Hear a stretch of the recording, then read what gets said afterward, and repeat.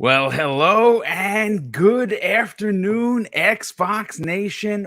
Welcome to this week's new episode of the Xbox Factor podcast. I am your host, Mr. BoomStick XL, and we have a banging episode for you today. Topics that are going to top the talking charts, if you will. And man, we have an incredible panel to bring all these big topics to a head. I want to thank the already, my God, 70 or 80 people already here, which is awesome. And I want to encourage you to hit the like button and listen. Let's get this party started, and we'll start first with Boxenberger. First of all, congratulations on launching your show last week, Thank the you. World of Gaming. You haven't, just real quick, throw it out there that you did change the time. There's Yeah. a new schedule because you want to give people a chance to check that out, as well as let other content creators, breathe and do their own thing. Welcome, dude. How you feeling? Yeah. Thank you, Boom. Thank you, Boom. Yeah, as you mentioned it, I premiered my own live show last week, The World of Gaming, on Friday. I got approached by so many from the community that we have a lot of shows in parallel. So I Yes. decided to go to Thursdays. So starting this week, 2 days from now, you'll be guesting there as well, I know. Yes. Is the World of Gaming premiering at 8 p.m. Central Europe. That's 2 p.m. Eastern, 11 a.m. Pacific, and 7 p.m. UK time. And yeah, I'm looking forward to it. But Boom, I wanted to congratulate you, Mr. 10K. That is so awesome that your channel finally hit it. Amazing Thank you. achievement, and nobody deserves this more than you. I'm really, really happy for you. Big congratulations. I appreciate it. Yeah, it's funny. Even now, like it still feels a bit surreal because it's one of those goals that look. I said this last night. When you start a channel, you're happy to get one sub, right? You get the first 100, and you're like, "Oh my god, I actually did it." And then you get your first 1,000, and and YouTube sends you a nice little message, "Hey, you're monetized." And you're like, "I can't believe this is happening." And as I continue to grow the channel, you are going to do things that are going to fail, right? Shows that you put out there are just not going to hit. And I have been extremely fortunate to have an incredible community. I mean, look, we're only 2 minutes into the show, and there's already 115 people here. That's bonkers. Um, and it is pretty humbling to know that you can put out content that not only people like, but people also support by hitting the like button and subscribing. And to have 10,000 people, Mag said something pretty interesting last night. He said, just imagine a hockey stadium, you filled half of it. And when you put it into visual perspective like that, that's freaking crazy. Like I honestly still can't believe it, but thank you very much for the congratulations. Mr. Joanna Dark, what's going on, brother? How you feeling? Hey, what's up? How's everyone doing? Hey, We 10K boom, congrats.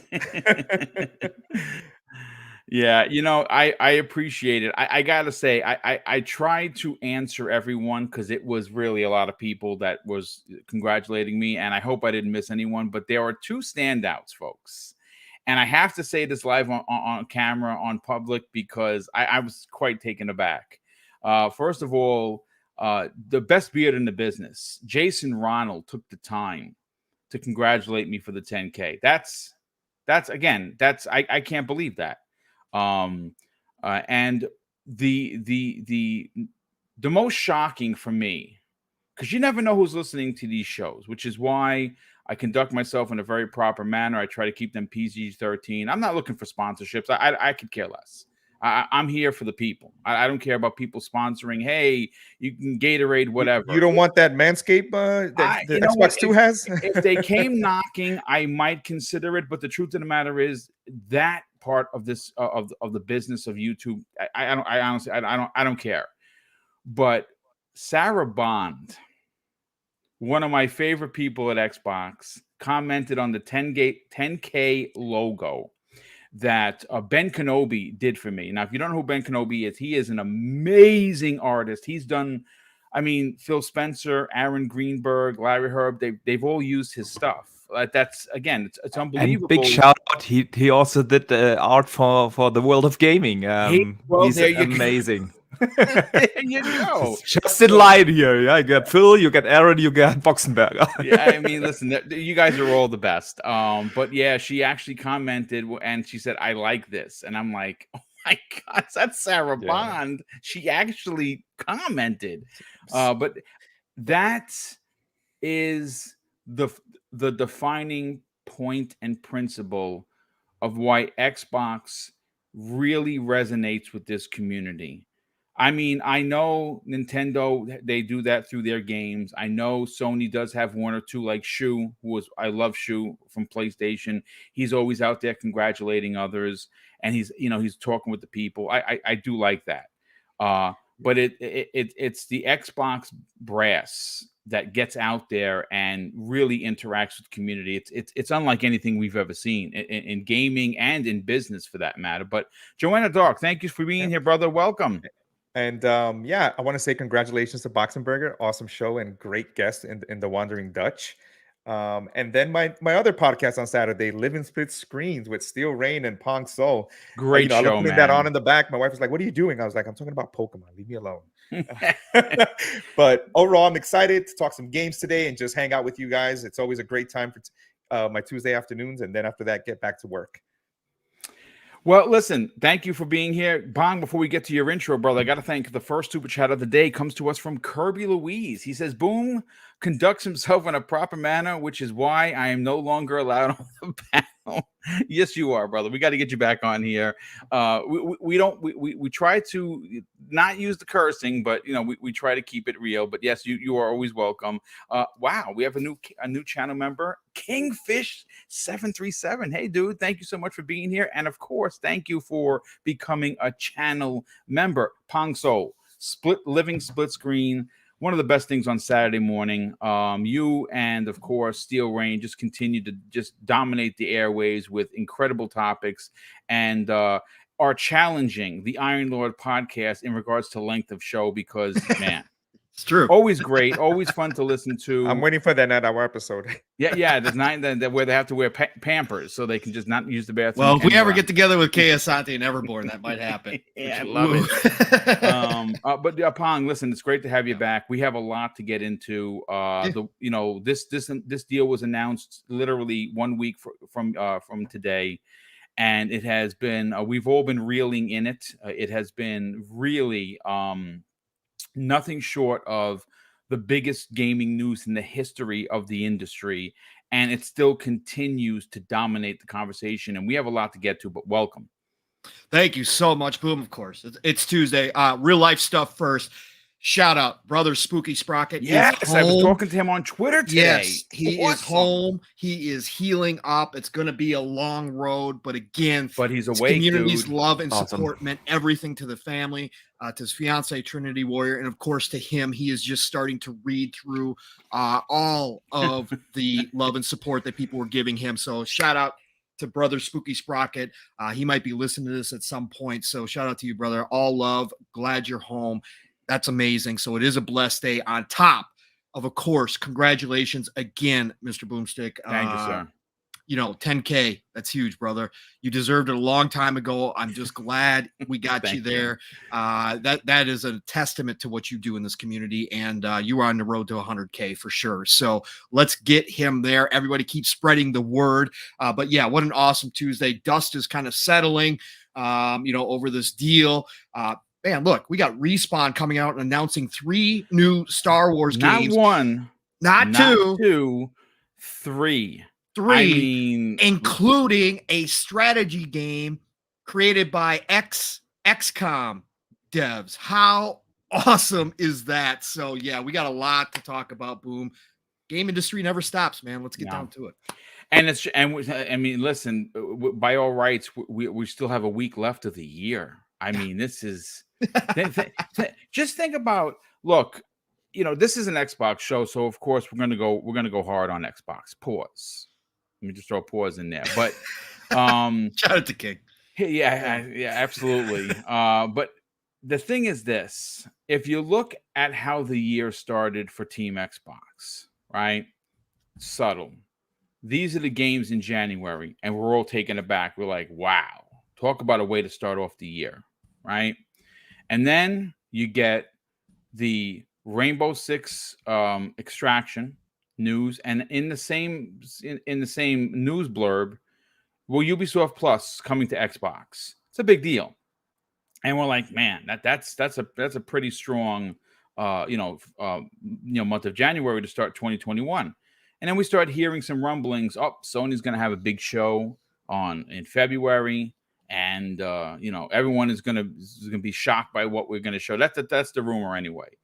And then out of completely left field on a manic Tuesday, like I said, I talked about it. I almost collapsed in the doorway. I was just doing the wash, bringing up the stuff to fold, and Kay Asante is like, "Dude, did you see the news?" And I'm like, "What are you talking about? What news?" And like, what can I say? I did 7 shows in 6 days, ladies and gentlemen. I ran the gauntlet. And we're back here this week to last night's primetime gaming, which was very good.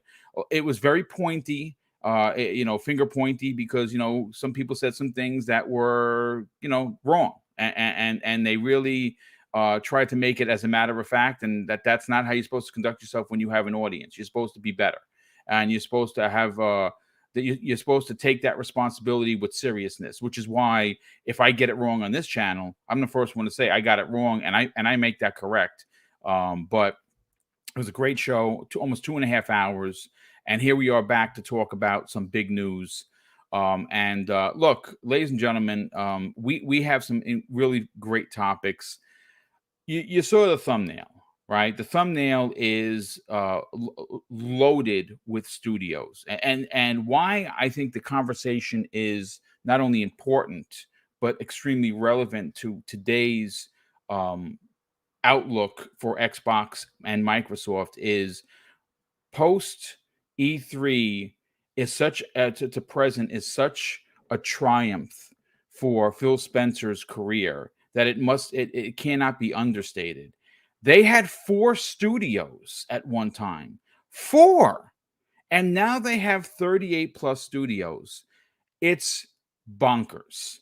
But the question I want to pose to the chat, the question I want to pose to the panel, and I'll start first with Pong on this. Pong, when this deal is done, we have all been fact checked that Microsoft is still only going to be number 3 in the overall big picture when it comes to gaming companies, and I think they're okay with that, because that really does put the stake in the sand that there's nothing that's going to hold up this deal, because there's no monopoly. That ridiculous notion that they are this one deal is going to lock everything up and they're going to sweep Nintendo and PlayStation under the rug. It's just a ridiculous conversation. But I want to reel it back in, and I want to keep it tight niched. When you consider the amount of games that are currently in development, and take a step back for a second, folks.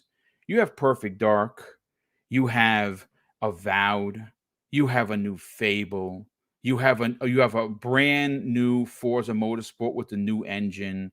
You have Hellblade 2, you have Compulsion's game. I mean, there is so many games coming out in the next 2 years that we're not going to have enough thumbs to play them. But Pong, when you break it down and you see these studios that range from Infinity Ward to Treyarch to High Moon Studios, it is crazy to think that once Microsoft takes over, they're going to go to each one of these studios that were stuck in a rut for the last 5+ years and say, okay, development teams, what do you want to make? And those IPs on the back end are legendary. What are your thoughts on 38 plus teams at Xbox Game Studios? Well, it changes the landscape, right? Boom. We've talked about this now for the past week in regards to what this means. This is long-term play, right? You go back to last year when we started talking about what Xbox, Microsoft was planning on doing going forward and what their game plan was. And we spent a lot of time. We always spend a lot of time in speculation town, Boom. And you can go back and listen to Sunny and 70, baby. And in my case, unicorns I and like the rainbows. snow. I like the snow. So it's a nice 30 with blizzard-like conditions because I like the snow. That's only on your property. Okay. Look, you go back and listen to all the panels that we had, Boom, and you can go listen to a lot of the shows in this community at that time. This is the long-term play. This was, and me specifically, what I spoke on about that was that Microsoft and Xbox was looking at the future of the gaming industry as a whole, where it was going. We all said consolidation was on its way, that it was coming. We all knew this was going to happen. But with that comes the fact that you got to eat while the eating's good, right? And if you don't, you're going to be left with scraps. And that's what a lot of companies are going to be looking at. And that's what a lot, I'm sure, of what Grubb was talking about was happening this week. After the announcement this past week, after the announcement of the acquisition, was a lot of companies going, what are we going to do here? Because if we don't get in this now, what's it going to look like down the road? The industry is not going to wind up in the hands of 1, 2, 3 big people like a lot of people are trying to fearmonger and doom and gloom. Okay, that's never going to happen. This industry is too huge. But there is going to be consolidation. It's a part of any industry that gets to a certain point, especially with the bigger IP out there that can't sustain themselves if you don't have the resources to do so. And if you just kept slamming that IP into the ground over and over again, like Activision did, right, with Call of Duty, at some point, that's going to collapse upon you, right? So Xbox, Microsoft look at the future and said, look, we've got to insulate ourselves. I use that word many times on this show.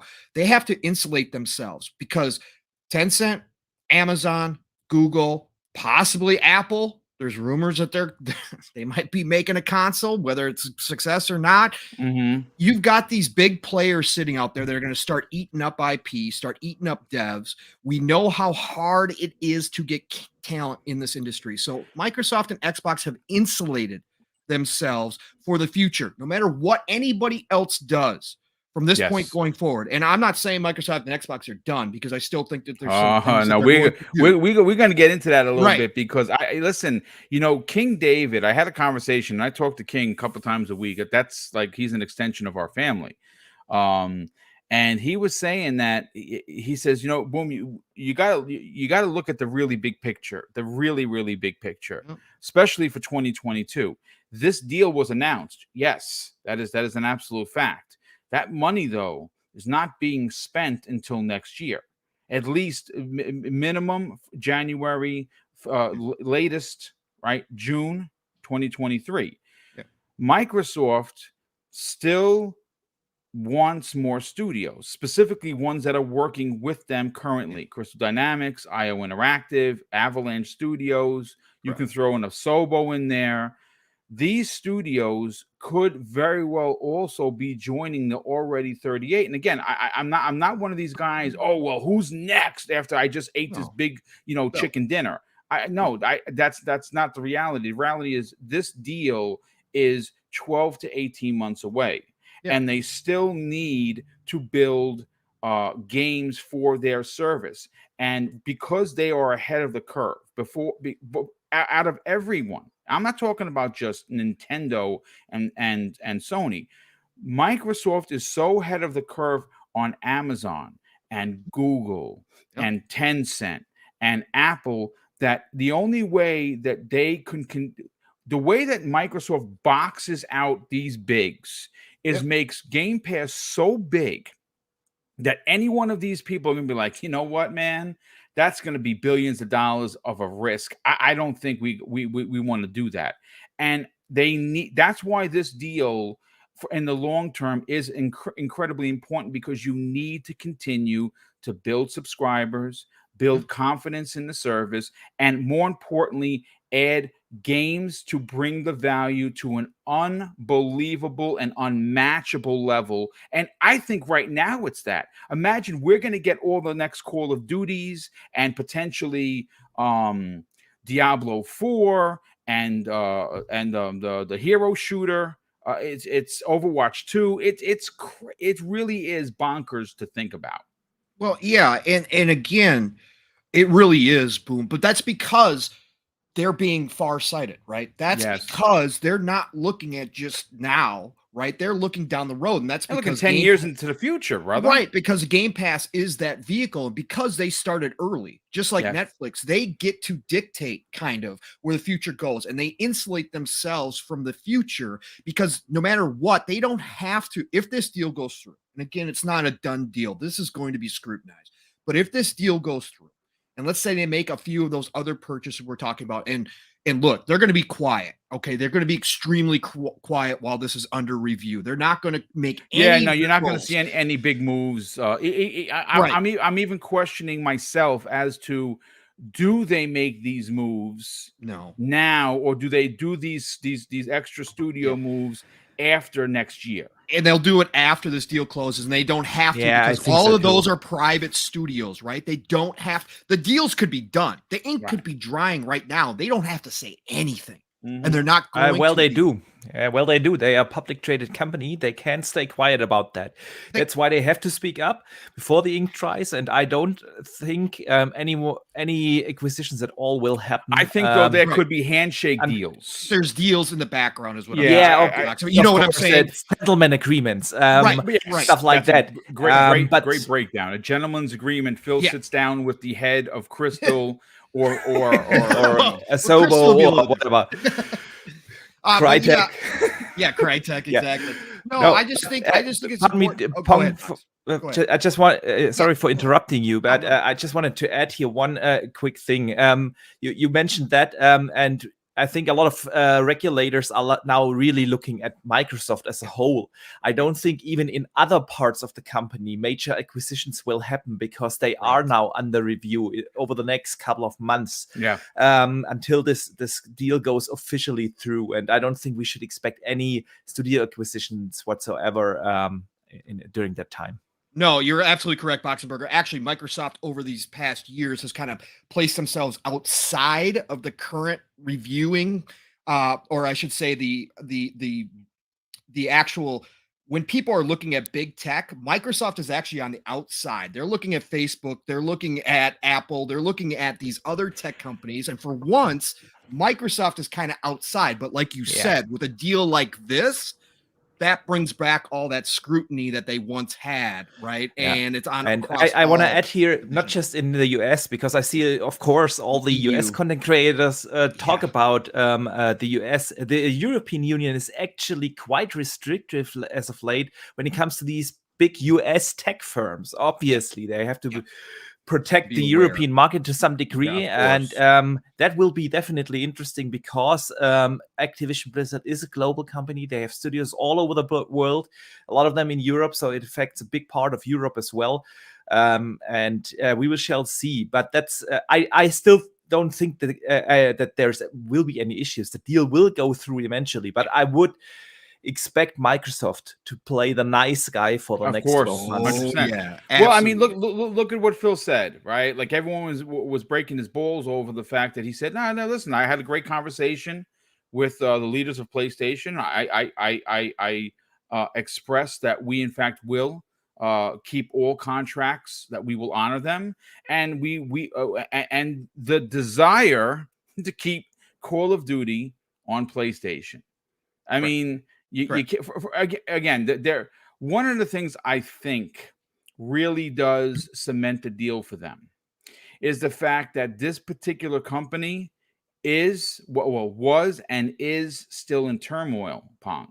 And Microsoft is going to come in. They are going to make these changes. They are going to be looked upon as the hero of this story, simply because, well, this company needed saving. Not the company, the people. The actual people that make these games, that a lot of times that we forget, like we think, oh, these games just popped out. Oh my God, great AAA game. No, actually people, folks, make these games and they work real hard to do it. And I think that what Microsoft's culture, which is really, if you look at anything Microsoft does, their ideology of inclusion is front facing, which is, again, I'll say this, I've said it 1,000 times. I love Microsoft for that.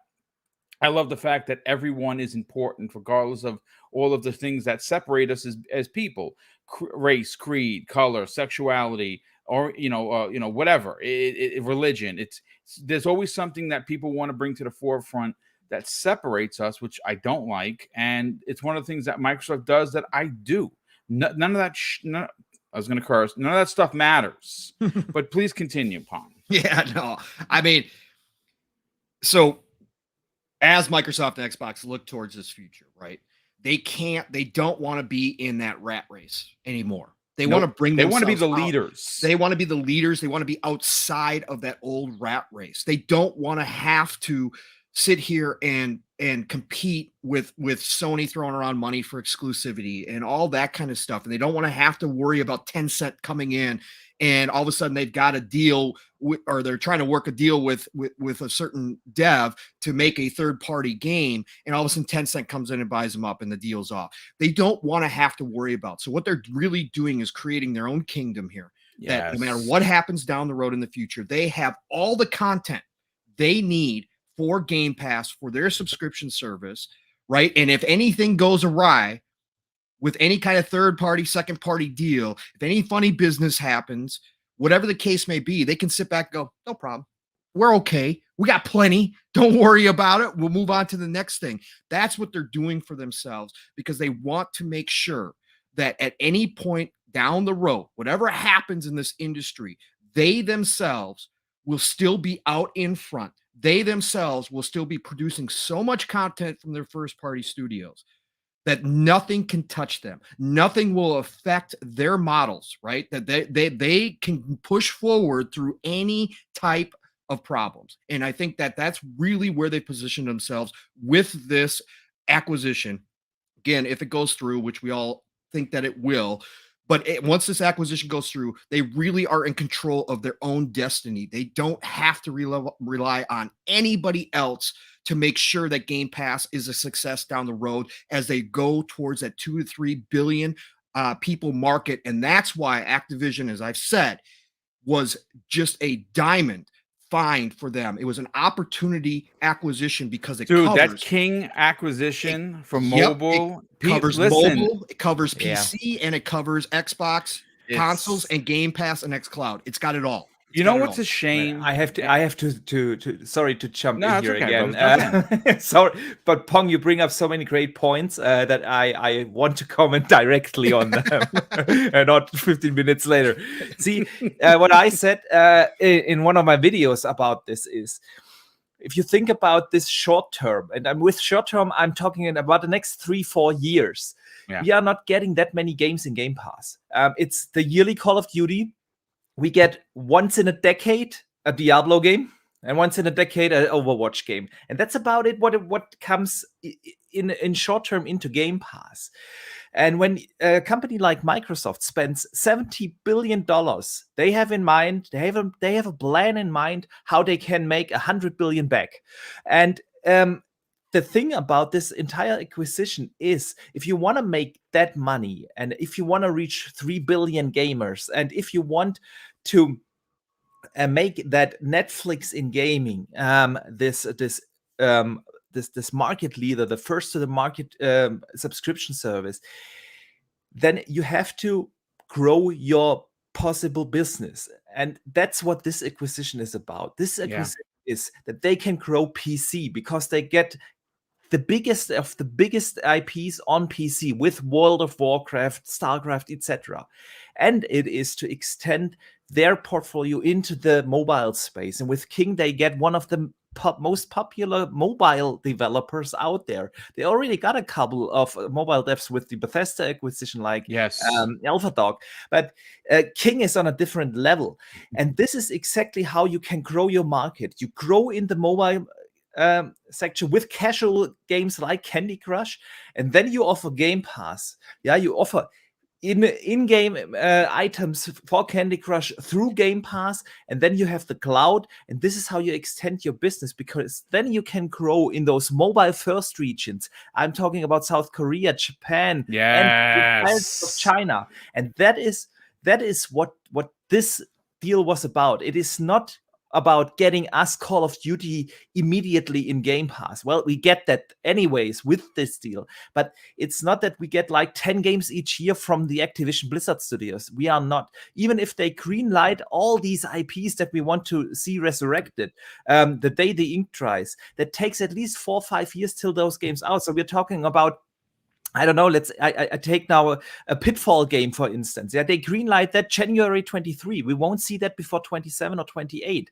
So it's really not about the immediate growth of Game Pass itself, but to be able to deliver experiences in markets that they haven't reached so far. And that's actually what this deal is about. So sorry, Pong, for interrupting here. Oh, this is a big topic. Yeah. It's got so many different layers. And like you just brought up, Box, again, this is about the future, because nothing's going to be we'll get the initial drop into Game Pass, it'll be fantastic, but this is long term. Like you said, all these great IP that we're going to talk about here as well, that they've got coming, that's end of the generation stuff at best, right? And that's going to be what we can expect. This is not an instantaneous kind of, wow, the shackles are off, everybody get a game out 2025. Let's go. That's not how this is going to be, right? No, it's not. Right. Yeah.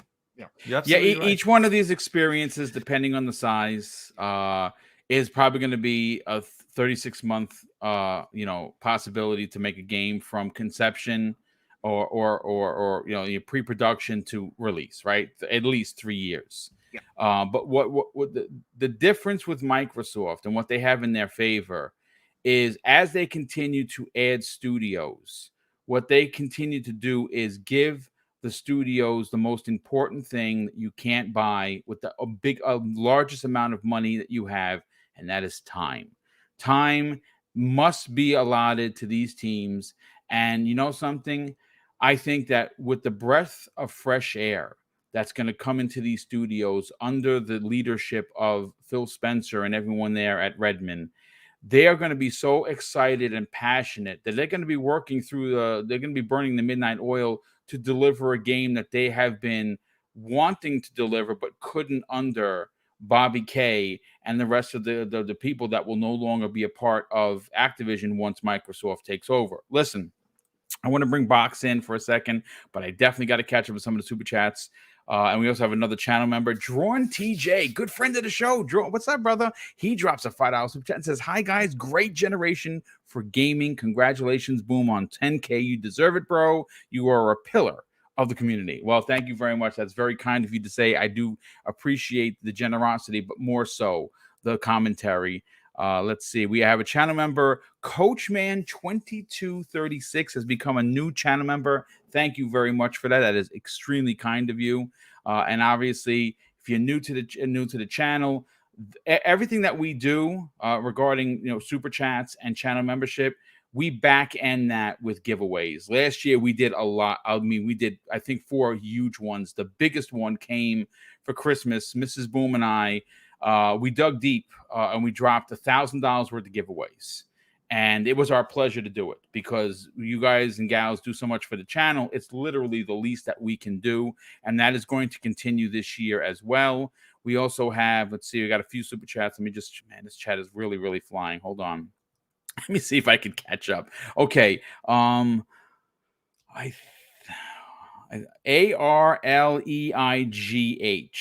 Arlie, I think it's Arlie TSL, drops a very generous $10 super chat and says this: "I think King is the secret weapon that's not really being talked about when it comes to this acquisition. Will Microsoft's next major purchase be another mobile game publisher?" That's very interesting, and I'm going to tell you why. Because I have a very strong suspicion, and this is my opinion. This is not, I didn't get this from Jeff Grubb. I didn't get it from any of my personal sources.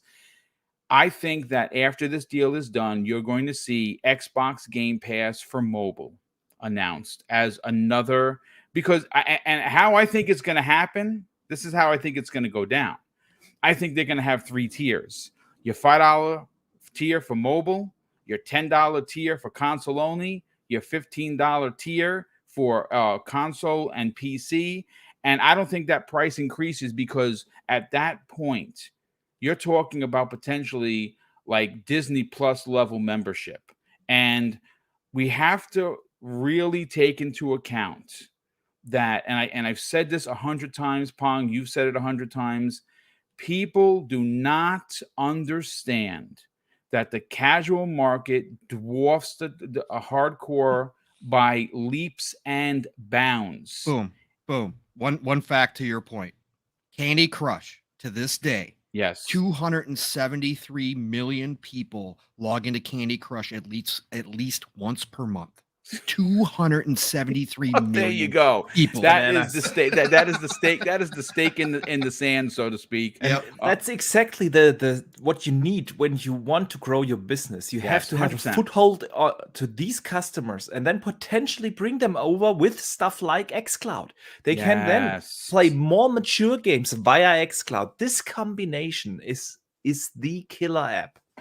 Yeah, I mean, if there is there's already a Game Pass Ultimate, right? We know what you get with that, but just imagine that at some point, I mean, and I would imagine with most services, there could be a bump in price, right? Let's say, for instance, Game Pass Ultimate at some point, not now, goes up to $20 a month, right? But in that $20 a month that you get Xbox Live, you get Game Pass for PC, Game Pass for console, and on the smaller scale, you start getting stuff for like all the little downloads and bonuses for Candy Crush and other stuff like that. And you're like, man, this $20 is really going far. I can't believe how much stuff I'm getting for it. And it's if you compare the services, there's just no comparisons. I know that you can say, well, the Netflix just gives you a lot of content to download. Microsoft gives you games, gives you the service to play on, gives you all DLC included. It's not a one-to-one comparison, not even close. But Griggity drops an outstanding. Dirt, what's up, brother? Long time no see. I hope you're doing well. He drops a $5 super chat and says, "What's up, fellas? Congrats on the 10K boom. Thank you, sir. I appreciate that." He says it's such a great time to be Team Xbox. Indeed, it is. And Sean Jackson, what's up, Sean? How you doing there, brother? He drops an outstanding $10 super chat and says, "Boom." In all streaming future, Microsoft wants all game services consolidated as channels in Game Pass, like Prime Video with Paramount Plus, HBO Max, etc. EA, Ubisoft, Sony, all in Game Pass, not other way around. Azure. Yeah, I mean, it's funny. We're going to get to. I'm going to see if we can get to that topic, because after this deal, the question that I have is, does Phil Spencer now want Game Pass on Sony's platform? I'm going to be honest with you. I don't think he does. I don't think they need it. I think they want to take all of Sony. Again, no one's trading in their PlayStation 5 for an Xbox. I mean, is that going to happen? Probably. Is it going to be in abundance? I don't know. But Microsoft wants you here. They don't want you over there playing. They want you here, because here's where you spend money. And he's broken that down on numerous interviews. But let's continue with the Brett Bingham drops an outstanding $5 super chat and says, still would like to see studios like Crytek and GSC Game World. That's a good one, dude. Crystal Dynamics, Rocksteady, and NetherRealm Studios to build up AAA. The NetherRealm one for me is the golden goose. I'm gonna be honest with you. To me, it's the golden goose. We shall see. You never know. I mean, it is definitely a possibility. We did hear that Rocksteady, TT Games, and NetherRealm were not a part of that Discovery deal. They were looking to sell them privately, and I think that if Microsoft picked up those studios, it would just be bonkers for sure. But okay, so Drawn TJ, wow, he just an additional $10 super chat and says, do you think Ubisoft puts Ubisoft Plus into Game Pass next year or sooner? Plus, don't forget, we can finally get a version of Twisted Metal in Vigilante 8. Yeah, they need to bring Vigilante 8 back. Twisted Metal is being redone right now. I'd love to see Vigilante 8. That game was dope. I mean, I'm a big fan of Twisted Metal, but I loved Vigilante 8. But Boxenberger, let's get to you now. I mean, you obviously said your spiel before, but we got to get your specific breakdown.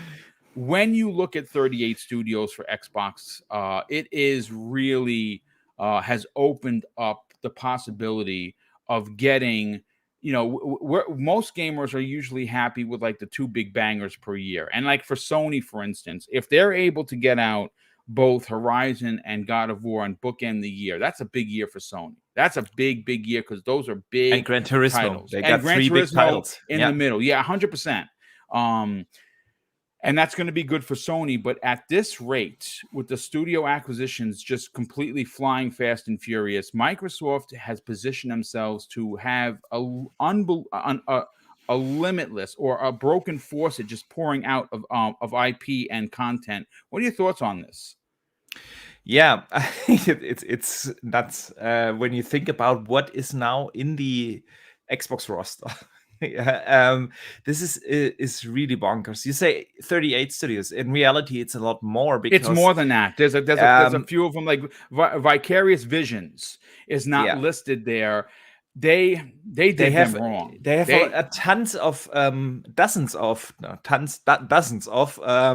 support studios that we simply don't know. That's really the thing. So in reality, it's a lot more. And we know that most of them are working on Call of Duty these days, but we hear more and more that creative freedom is going to be valued. Xbox wants to resurrect some of the classic IPs, and that frees up so much capacity that not only the new studios in the Activision Blizzard department can benefit from, but especially if we think about all these support studios. Yeah, they have thousands of playtesters, for instance, over there, because they have to have them in order to get all the Call of Duties out each and every year. But if you would make, for instance, Call of Duty a biannual franchise, every 3 years, brother, not even every 2. I think they should go back to every 3 because you'd make the game great again. Honestly, I love that. I love that. I'm 100% with you there. But let's just say, for the sake of argument, it's a biannual franchise. You still would free up thousands of developers that can not just either create their own new game, IPs, whatever, but also help out with all the other 23 studios that they had prior to the acquisition of Activision Blizzard. Yeah, Bethesda can participate in just, hey, we need a couple of hundred playtesters in order to get Doom polished up, or Wolfenstein and Starfield, and we need or Halo 343 says, hey, we need a couple of playtesters over here. Just as an example, I used the playtesters as an example, but the same goes, of course, for audio designers or for artists that create assets like textures or whatnot, character designers, and so on. There's so much that they can now share and participate all across these studios. This is what blows my mind when you think about all the technology within the Xbox ecosystem now. It's not just about games and IPs, it's also about technologies. Think about all the engines that they have now.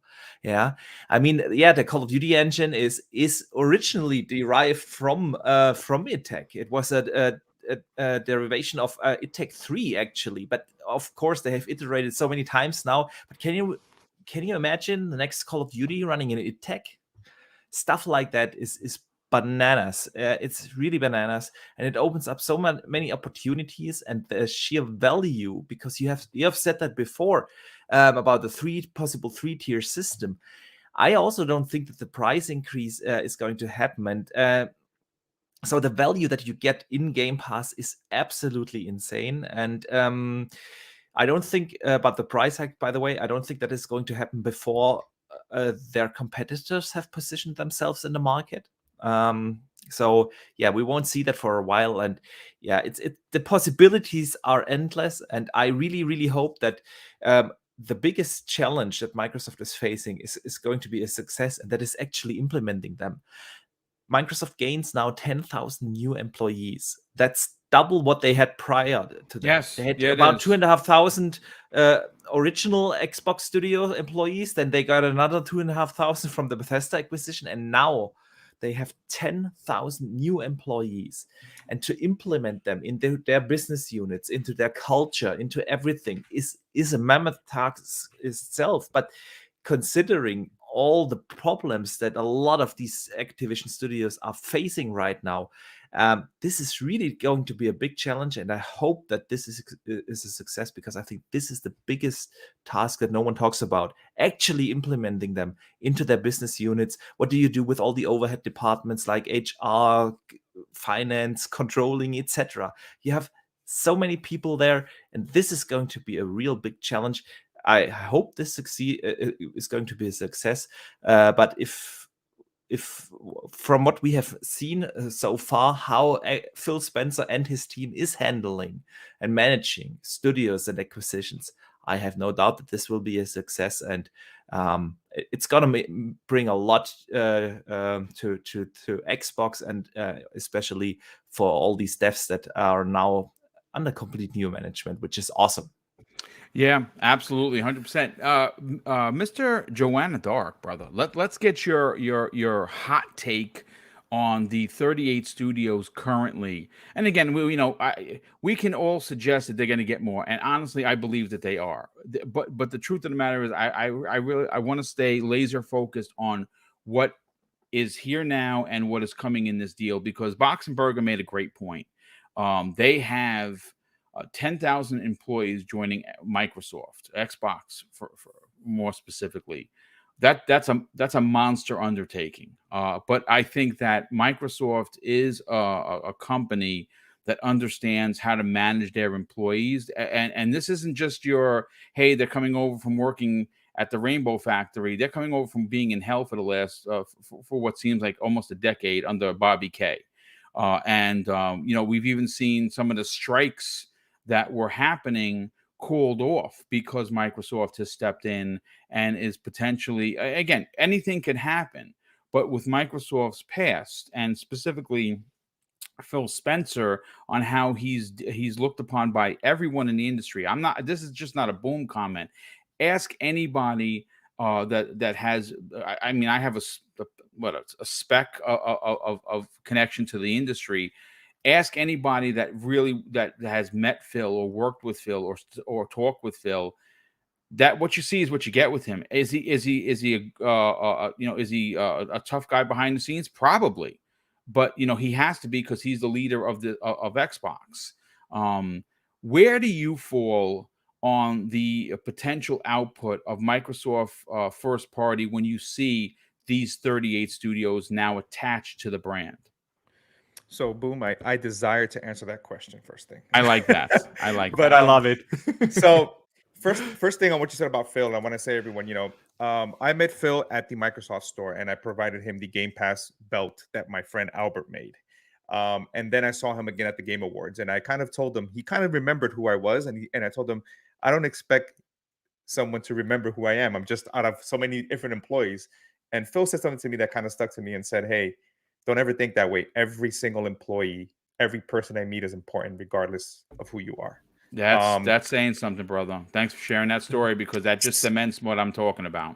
Second, one of the things that I loved and I've realized that I miss, going back to old titles. I was just playing Deadpool yesterday from Moonrise Studios. Is that great game, dude? Freaking awesome. I miss the era of experimentation where games didn't have to be a certain Metacritic or a certain thing. They were just video games. And what we saw was, within the limitations of technology and other things, developers taking chances. Unfortunately, as games grew, and we all talked about it, they became more expensive to make. So when you look at also Activision, they were making Call of Duty. And if you look at what's happening on certain platforms, is you double down on what's working, because of the fact that you have to make things that make you money. So the opportunity to kind of experiment and have a failure, can be devastating. We all remember that one game, was it U-Draw, that almost bankrupt Ubisoft? I think it was. Yes, dude, that was a bad one.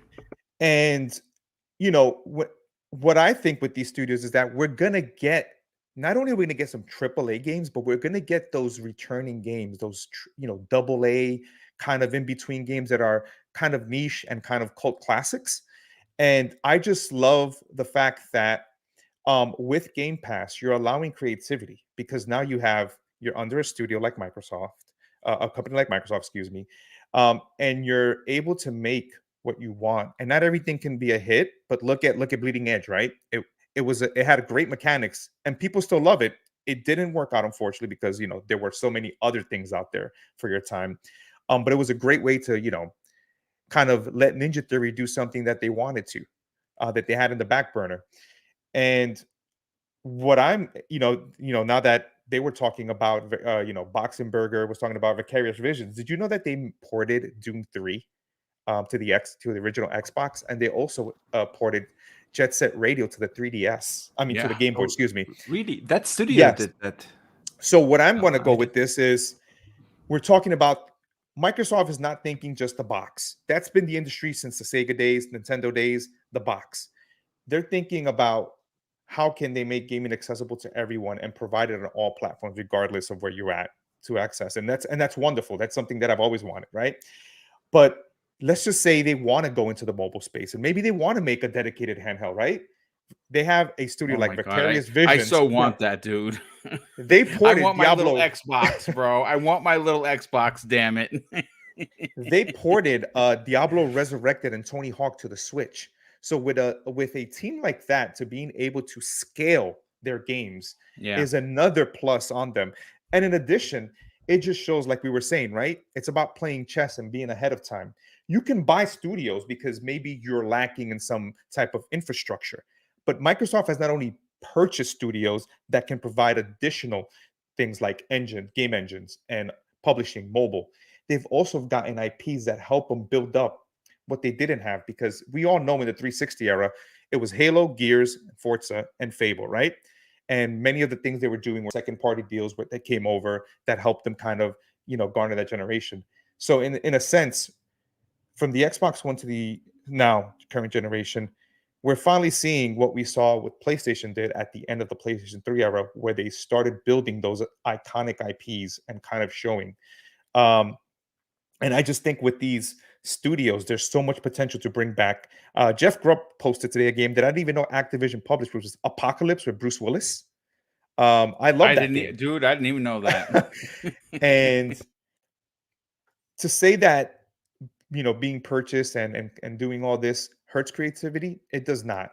Because if we can see, sometimes when they purchase a lot of these, small studios, they get put into these games that are like gotcha games or like little things that are there versus what we really want. Listen, one of the things we're going to do after you're done, and I'm going to let you continue because you're dropping some unbelievable points, and I don't want to interrupt you. I have to talk about the Washington Post interview, because it's what Phil said that just it feels like Christmas morning reading what Phil had said, but we'll get to that in a second. Please continue. And the thing is that not everywhere in the world do people sit in front of a TV. Correct. The way we consume and the way we're consume a lot different. Media, the U.S. is much different. If you were to replace us with like the Asian market, they're all in their handhelds, brother. They're all in their tablets, their phones. This is and Microsoft is rolling into this world, dude. They are going to be so unstoppable. It's bonkers. And my thing is, what I was saying is, I want to see Call of Duty come back to what I loved about Call of Duty. Oh yes, give me a campaign for people like myself and many others that love a good campaign, and then give them an experience along with that campaign when it comes to a multiplayer experience that's separate from what Warzone is. Maybe something that you can experiment with, that you can be something different. And I just like the fact that with all these studios, you're not also crunching to have people, again, like the Coalition, who are magicians with Gears, or Turn 10, but you're allowing projects to go and people actually reach that potential and not have to be like, oh, well, I have to release this because to my stakeholders, I have to, make money. And it's just changing the landscape. Video games are changing, the way the industry is changing. And that's not a bad thing. Phil has said it before. This is just another model that we're experimenting, and it's not the definitive model. And everyone's going to continue. And I think one point that he made that I want to make as well is that this is not something that is new. It's similar to when I look at iTunes and I look at Apple, right? They didn't invent the touchscreen phone or the smartphone. They were, they were the Palm Pilots. They took an idea and they said, how can we try to make it better at the time and continue to iterate? And I look at it as the same way as, Sony started streaming with their, with their PS Now. And then looking at this is, how do you make that idea into something that's better and maybe a model that can exist to allow people to enjoy games, so we can also find another revenue stream to actually fund the games that we want, right? Single players. Look at Bethesda games. When you look at Bethesda and Activision, they made games to try to monetize, to change to the times, to fund the games that we wanted, like the Dishonored, the Deathloops. And that didn't work for them.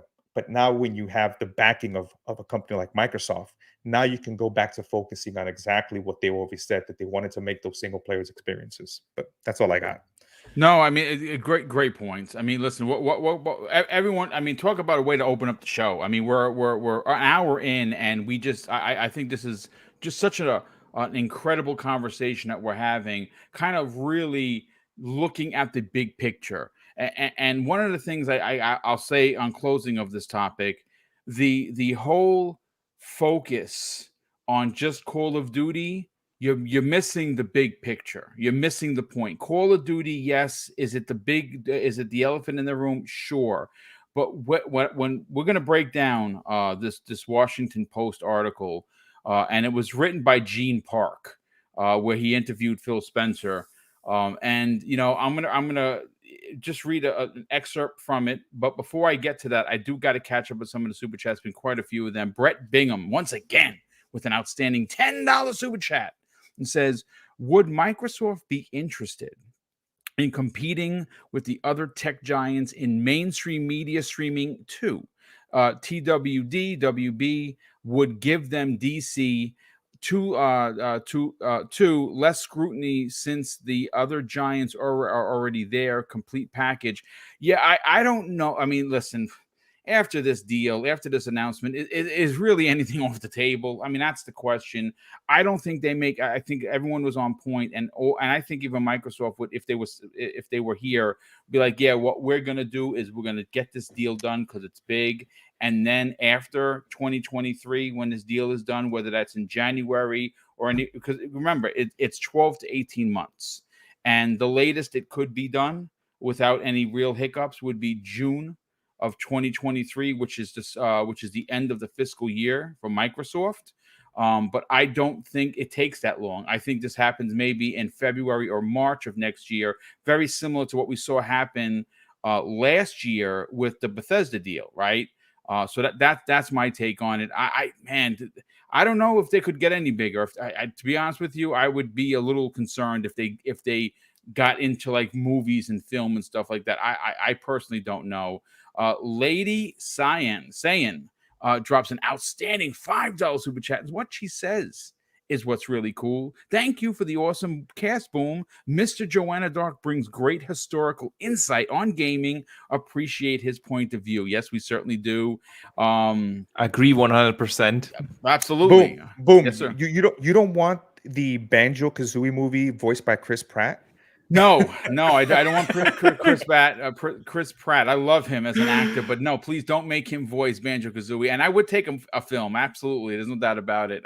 Brett Bingham drops an additional $2 super chat and says, BattleNet Mobile for console. That's pretty damn interesting. But listen, let's get to the Washington Post article. Right now, I'm going to read an excerpt from it. And this was written. Let me just make sure I get the name correct because I like giving everyone the credit. This was by Gene Park, who is a writer and he's a journalist over at the Washington Post. And he writes this: in discussing some of the intellectual properties owned by Activision Blizzard, Spencer's excitement may have mirrored the enthusiasm of a StarCraft player noticing the Long Dermot franchise logo in Microsoft's acquisition announcement. And I know, Pong, we're going to get to you in a second because we know how you feel about that IP. But folks, Pong, I'm going to go to you first. I'm going to read you what Phil said. Now, this is the guy that's making high six figures. I don't know what his salary is. I know it's probably ridiculous, and he's worth every penny. But what stands out for me is the fact that at the core of this businessman, he gets on Xbox Live and he plays with people on Destiny. Like he plays games. See, that's the difference between a Jim Ryan run PlayStation and an Xbox run Microsoft or Xbox, because simply he's a gamer. Sarah Bond, you ever hear how she speaks? Well, she's speaking as a paraprofessional, but you can hear the gamer inside of her jumping out for these conversations. That's something that's Herman Holtz, good dude. I've heard that he's a very nice man. He's not a gamer though. You know what I'm saying? And that's the difference. Listen to what Phil had to say. He says, I was looking at the IP list, and I mean, let's go, Spencer says. King's Quest, Guitar Hero, and I should know this, but I think they got Hexen. I mean, this is the dude running Xbox. Like, is that crazy, Pong? Not at all. This is why we love Phil, right? This is why Phil is in the perfect role. You would not... That's why for people who call for his head all the time, look, you want somebody who, this is like the perfect scenario. You have somebody who is a gamer at heart, running a game company, now CEO of Microsoft Gaming. At his very core, he understands what it is to be us, right? Because he started as us. And this man has worked his way all the way up. I just absolutely, that quote, right? That means that so let's go. Let's go. He sees that means he holds the same excitement as we do when we go to Speculation Town and look at all this IP and look at all these studios. That's exactly what you could only wish for. And we have it over here on Xbox. I don't mean to interrupt. No, go ahead. I want to chime in. That's the difference between also a person that has the resources to be able to reach their vision. So to kind of put on a side note, you know, I worked at Microsoft retail, and one of the things I didn't support was that I was, you know, I had my limitations because of not knowing where to go for resources. Now that I'm on the Xbox side and I'm looking at the overall picture with support, it's a crazy of the different avenues that I go to make sure that the platform is great. And to kind of bring it back to things, the same thing. When you look at Sony and we talk about, it's not about being that Jim Ryan's not a gamer, is that they're basically trimming because they have to consolidate their business to kind of take away whatever's, costing them on the back end with a lot of things. Then they're also catching up by trying to get the infrastructure that's not there. So they're not playing with the same resources that Microsoft has. And yes, it's a plus that we have Phil Spencer as a gamer, because then his mentality now is about gamers first and what it is to make sure that, people want to play on the platform. Correct. That's the philosophy that he's brought in. That's the team that he's building around him. All hold that same philosophy. That's why this, Xbox is in great hands for the future, right? Because there is going to be life after Phil, right? There is going to be that moment, but he's building a team. Sarah Bond is taking over. I remember this comment. I've been calling her out to take over Phil for over a year. I think she's so dynamic and she's so exactly what the industry needs that she is literally being set up to be his successor. And I say that with confidence because she's not Phil. She's her own woman. But I think that it's safe to assume that we wouldn't have a Donnie D situation with her leading the way. Correct. And that's what it's all about. So yeah, this quote specifically just spoke to me. I mean, Mav and I talked about it last week on PM and the PM. Steele and I talked about Living Split. Look, you can't ask for any better scenario than this. And again, when we look at this IP, to know that Phil is seeing these names pop out, and I'm sure there's more. I mean, the man has so much on his plate. I'm sure he's sitting back and looking at it. But yeah, I mean, this is just fantastic. Are we getting into what IP? Is that what we're doing here, Boom? Are we? By all means, brother, roll it. Because there are a lot of IP. Listen, I'm not going to cheap it out. I have another one. For me, jump off the page, Pitfall. Yep. And I say that you're like, well, that's just stupid, Boom, because it's just a side-scrolling guy going back on the road. You know what? You know why Pitfall is the perfect return for IP to return? Because it's a blank slate. Yeah. Like Do you make it like Tomb Raider? Do you make it like Uncharted? Do you do something incredibly different?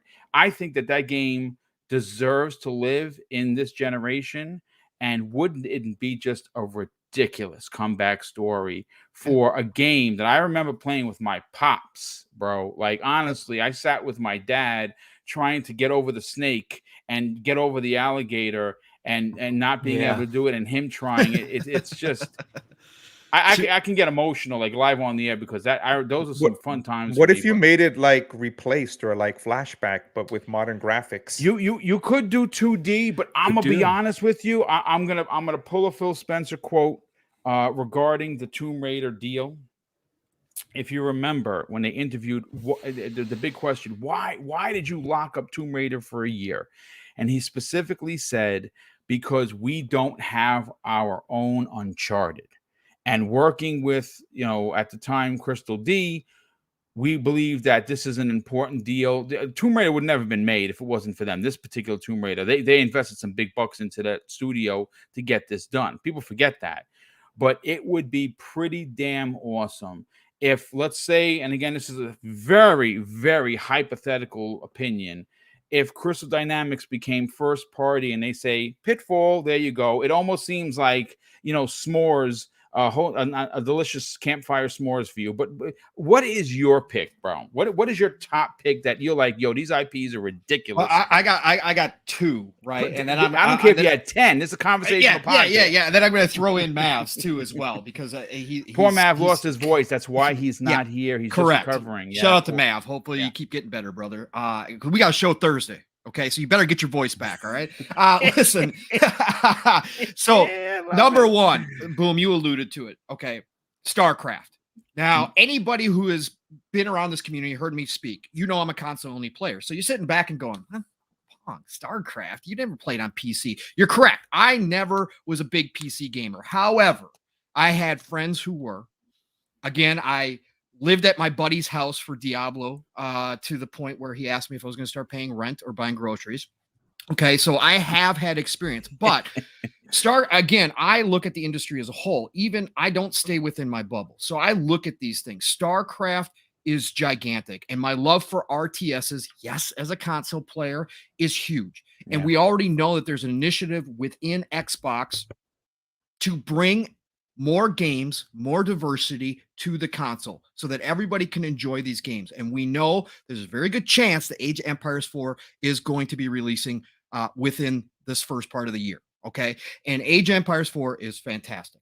But to have a StarCraft come on over to console, to revive it, StarCraft to this day is still being played tournament style in South Korea. So you get that side of the world, which we know Phil is desperate to break into. You announce a StarCraft comeback. You will have some of the original talent from StarCraft that left Blizzard when they decided not to do StarCraft anymore. They will be clamoring to come back in. I can guarantee it, to work on their old baby again. To revitalize StarCraft would be gigantic. And then that's got to be at the top of the list. And you said something very interesting, and I really want you to kind of drive this point home, because what are they trying to do? They're trying to get 3 billion gamers. Correct. Right? How do you address the Asian market? Well, you give them a cloud-based way to play your games, which they've done. And by the way, if you didn't know, it's doing incredible in places like Korea and in Japan. But if you were to announce that a new StarCraft was coming to the platform as an exclusive, and you can get that for this low price per month, Game Pass would explode on the scene. Correct. Huge for the PC market, which we know that Phil has put an emphasis on, along with obviously World of Warcraft, obviously Diablo, but you announce a comeback of StarCraft. You have something special. You gain instant credibility with the PC people, because again, that's a place that Phil is putting emphasis on. But you go ahead and revive a beloved franchise like that. Then you tell everybody over at Blizzard that currently is working on World of Warcraft, whatever you guys were told before, get back to what you guys did best. Bring back World of Warcraft the way it should be. If you had World of Warcraft 2 on the table and you were working on it and it was nixed, which I believe it was, start it up again. Let's get going. You do those couple things, and all of a sudden, you have a ton of goodwill from all over the world coming in. Then On you put those PC, games on which is an on important PC. aspect, brother. Huge. And then you open up another avenue by putting those games on console and giving it a chance to find a new audience as well. Secondary to StarCraft, right? StarCraft B is StarCraft Ghost. This was an IP that was announced in 2002. N64. 2002, it was announced for Xbox, for PlayStation, and for GameCube. Okay. It never came to fruition. It became vaporware, but they had a playable version up and running. I remember that, dude. I said StarCraft GameCube. I said N64. I meant Yep. GameCube. Yeah. GameCube. StarCraft Ghost was a game that was so hyped. It was in all the magazines constantly with updates. People were watching for this. It's a third-person tactical shooter in the StarCraft universe. This game is still beloved to this day. I reposted Psychonauts. Shout out to brother Psychonauts. He had posted the cover in response to somebody else's comment. I reposted that and said this needs to happen. And people all over were coming. Have you seen the video, Punkso? That's out there? Yes. It looks really good. It looks fantastic. That name alone, if you say you're going back and you're going to obviously bring it forward now, after all these years of vaporware, bro, another huge win. That'll be Splinter Cell because of the way it looked. Yeah, exactly. A lot of tactile stuff. I mean, look, they've got this whole thing. All right. So StarCraft, again, is number one on the list just because of how huge it is worldwide. Number two for me is true crime. Okay. True crime. Look, people don't remember, right? People just don't remember. There was True Crimes of LA, True Crimes of New York City. Okay. Both of those games were GTA ripoffs, okay? They were GTA clones, okay? But they did things better than GTA back in the day. Yes, they did, and a resurgence of those two games, dude, would be the fan base for those two IPs are freaking huge, dude. And just imagine the driving. Yeah, just imagine Microsoft actually having their own GTA. That's the point here, Boom. That's the point. Again, go back to my insulation comments. They don't, if Sony's trying to lock down GTA 6, which we've heard, right, for exclusivity, whether that's 1-2 years, whatever the case may be, what better way to counteract that than have your own exclusive? People can sit there and scream it's a GTA clone. They did it forever for Saints Row, but Saints Row has a huge fan base. It does not matter. I love Saints Row. You give it to the right studio, whether that's first party or whether you bring somebody else on like an Avalanche who you already have a great relationship with. Indeed. To do a new true crime and you put money into it. And all of a sudden you've got a GTA clone that does things better than a GTA because you've got the whole roadmap laid out for you. You now have a GTA exclusive to your service. Huge. This is something that Phil absolutely, look, if people from Microsoft are listening, please do not let true crime slip through your fingers. True crime is an IP that, if done right, could be gigantic down the road to the future of Xbox. I'm telling you, it's those are two massive picks, brother. That's two massive picks. Now let me get Mavs in real quick, and I'll let everybody else go because I'm sure there's a million of them out there. Again, these are just off the top, right? These are just there's a million of them sitting in there. The one Mav wanted me to bring up, and we're in agreement. Him and I have talked about this. Gun. Okay? Oh my God, I was just gonna say that. Yep. Yes. Gun. Look, you got your GTA clone and your Red Dead. You could easily have your Red Dead clone in Gun. Do you remember that was a launch title for the Xbox 360? I have to go back and look. I got almost all the achievements in that game. Gun was dope AF. And listen, all you have to do is you bring these. Man, listen, this could be a 4-hour podcast. Get Idris Elba in from the movie of The Harder They Fall and make Gun 2. There you go. Great film, unbelievable film. Get him to voice the character. Holy matrimony! So, give this man a studio. Give Joanna Dark a studio. Let's get going, bro. I was telling the chat that I would probably blow the entire budget on bringing Conquer and Blinks back in Furries in Time. That's my game that I've been writing on the side. Look, Doom Reaper, you're right. It is a far step away from Red Dead 2. I'm just saying that you have the ability that if you want to, you now have IP within this catalog that you are acquiring. So much IP. That you could seriously pump money into. You have enough studios now, and you have enough partnerships with studios outside of your first party. that you could actually sink the time and effort into it to creating something very, very close. And you'd be first steps away from it having that exclusive titles again, outside of Forza, outside of outside of Gears, outside of Halo. I want you to take this ball and run with it. I got a question for Reaper. you because you brought up some really great classic IPs. What he's forgetting is that was done in a different gaming generation. Correct. Yes, Look at Prey. Prey Correct. was kind of like a first person. It reminded me of kind of Quake or whatever it used to do, right? And look amazing. at Prey from Arcane. So Gun can translate and be reinvented, like God of War, like every other game that has been reinvented, 100%. and be made into an IP that's AAA level with the type of environments, characters, and so forth. Yeah, correct. Here's a question for you, Pong. One of the things that I love about classic IPs is with enough want, a studio can do a remake of said title. Correct. Usually to test the waters. Now, we've seen some incredible remakes. Yep. I go right back to Capcom of Resident Evil 2. It has become my #1 game of all time, followed by Resident Evil 98, right? No, Resident Evil 2 98. That was a masterclass level remake. It was a love letter to fans. It's the Capcom we all know and love. It's the Capcom that I remember growing up and finding on the NES. Like, wow, these games are incredible. Who the hell is Capcom? You take Gun, for instance. Let's say, for instance, they don't want to do a full brand new one because it's going to cost $50 million to make this game. How about just remaking it? Taking what you have and making it like a Resident Evil 2 remake level just to kind of test the waters. That is something that is not only affordable, very feasible, because the palette is there. Here it is. Read the book and just make the game. And I think that could be said for true crime. One of my picks, and I'll let you get back to it, is Tenchu. Now here, this gets a little funny because they have all the legacy Tenchus can be remade.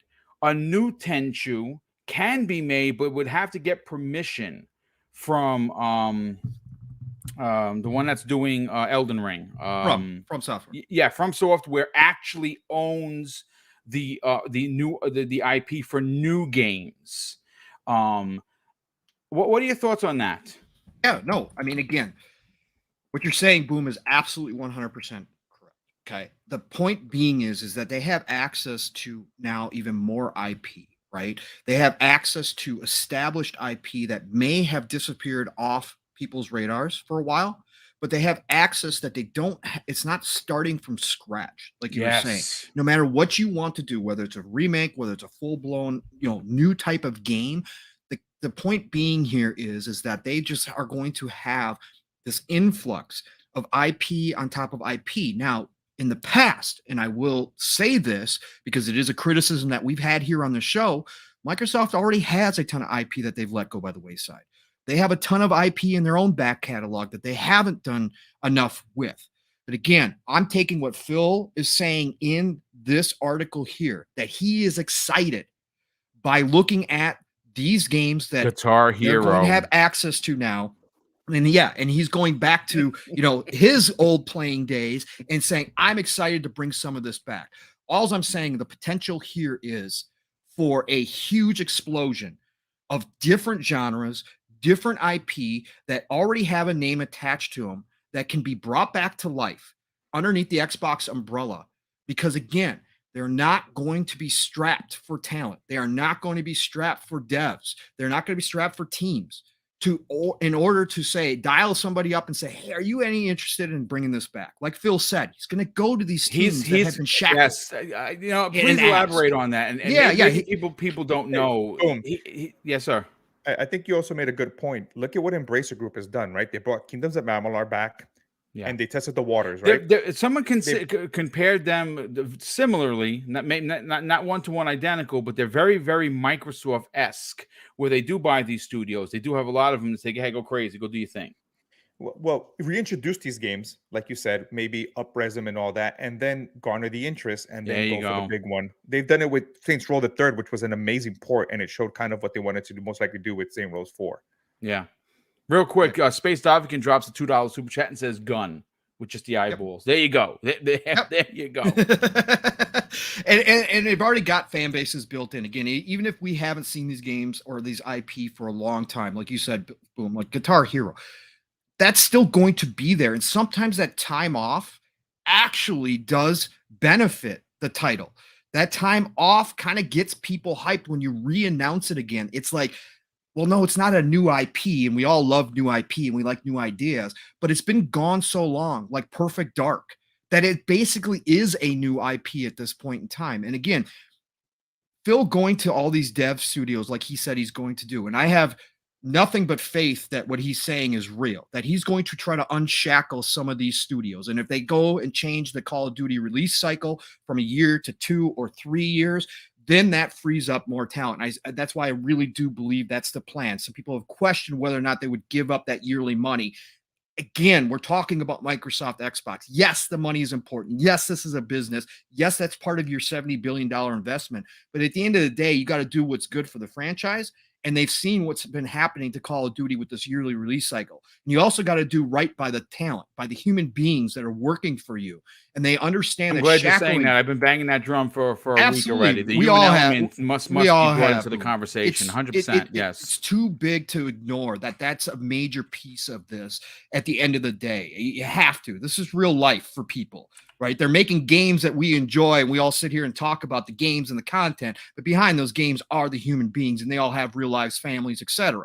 And they understand that driving Call of Duty into the ground over and over again has not it's resulted in profits, but is it for good for the longevity of that franchise? No, it's not. That's what Activision was talking about, that they couldn't see sustaining that going forward into the future. So I really think they're going to take a step back. And again, shackling talent like Toys for Bob to a franchise like Call of Duty is not doing them any good. It's not doing them justice. They should be free to create the games that they love creating. We've seen what they can do. So again, if Phil, and I'm going to take him at his word because Phil has been, again, a man of his word, he's going to go to these dev teams and say, what do you guys want to work on? We've got this catalog now. And I wouldn't even doubt that he opens up the Microsoft catalog. Anything interests you? Do you want to work on something new? Do you want to work on one of these old IPs? Right, Cameo. Yes, I'll take if Rare doesn't want to do it, fine. Give Cameo 2 to someone else. Because by the way, if you didn't know, Cameo 2 was in development before they canceled it. There was a lot done on that game. That game's probably sitting in the archive somewhere where they have a script, they have a palette, just like a lot of these games. But continue. Yeah, just exactly. So again, if he's going to go and do this, we are going to see some freeing up of these IP. And real quick, guys. Yeah. This just in, Cole Eastwood put this on Twitter.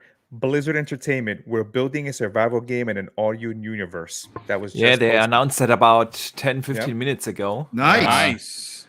This is what we've been talking about, right? There was that interview in 2019 that they did where they said they had new IP that they were bringing. Now, a lot of people didn't believe that because we haven't seen anything, but here's a sign. They have IP in the works. And again, how many ideas have been left on the table? Gentlemen, how many ideas were thrown away by Activision Blizzard because the investors were like, no, we're not going to do anything outside of COD, outside of World of Warcraft, outside of Diablo.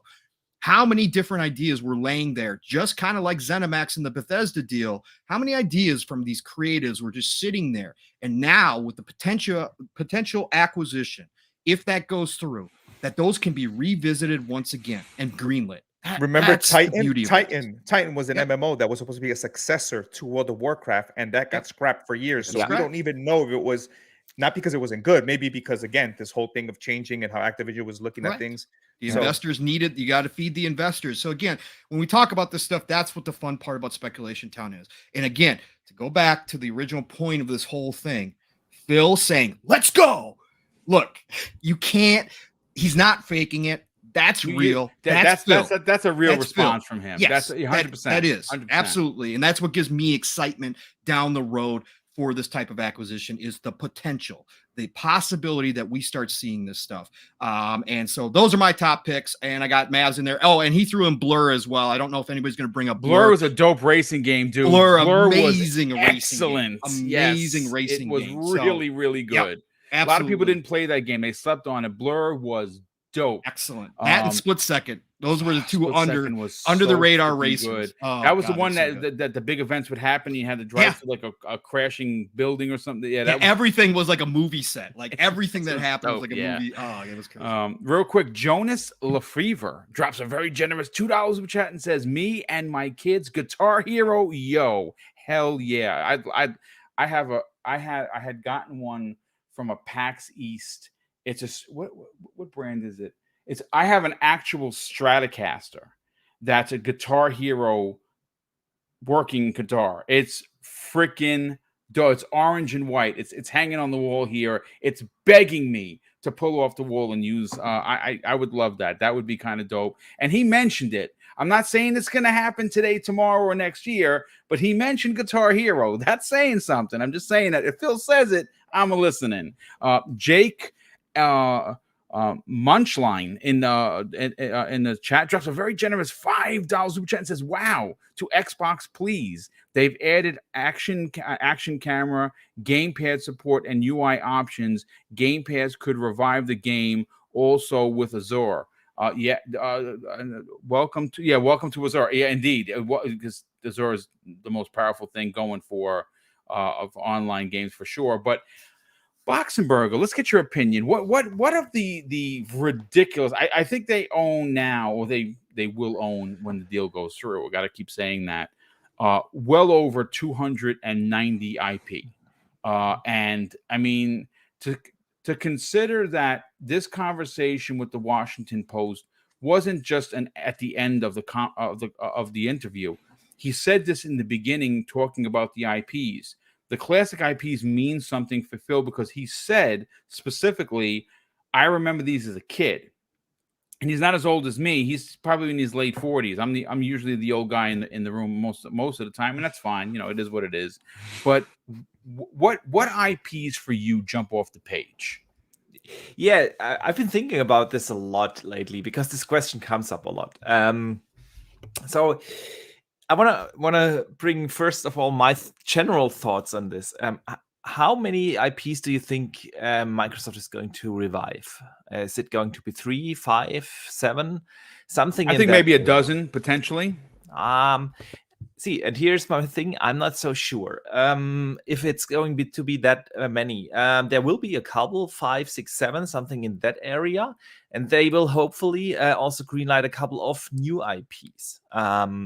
That's what I'm really hoping, because sometimes it can be hard for devs if you're given an older IP, you got to stick to certain things in order to do the franchise justify and still have lots of innovation. So I would really prefer a mixture of reviving old IPs and getting new IPs, and that's why I think it's probably going to be something like 5, 6, 7 in that area. And if you think about it this way. The question really is, what do they revive and give a new chance?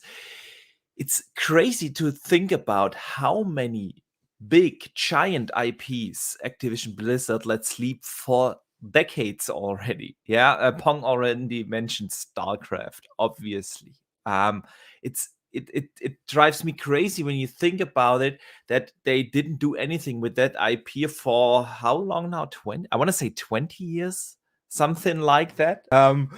It's crazy. And yeah, I've played a ton of StarCraft, so I would love that for that game to get a new chance. But Pong already spoke about it, so I want to bring up another game, and that is, of course, Warcraft. This classic strategy. Warcraft.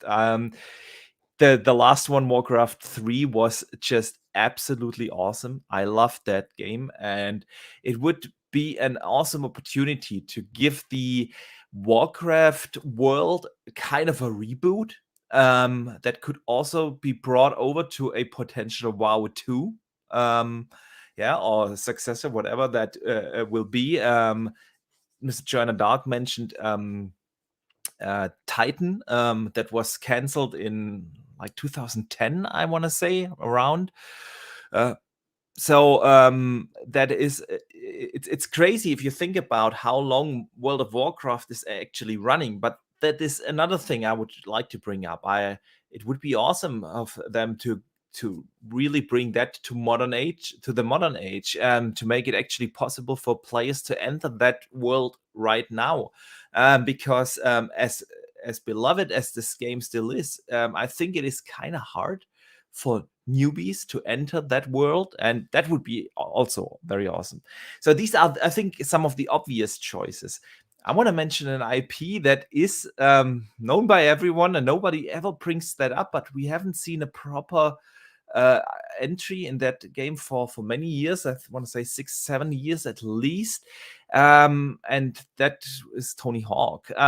We got the remaster, and the remake was actually, it wasn't a remaster, it was actually a remake, and that was absolutely awesome. I still play that game. I love it, and I hold so much nostalgia to the old Tony Hawks. And Tony Hawk 5, yes, we had that 7 years ago or so, but that tanked really big time. It was bad. It wasn't great. It was really not good, and it disappeared from the face of the earth really quick. So in my mind, that game didn't exist, and so it's about time that we get a proper Tony Hawk a revival. I just have so much nostalgia for that game.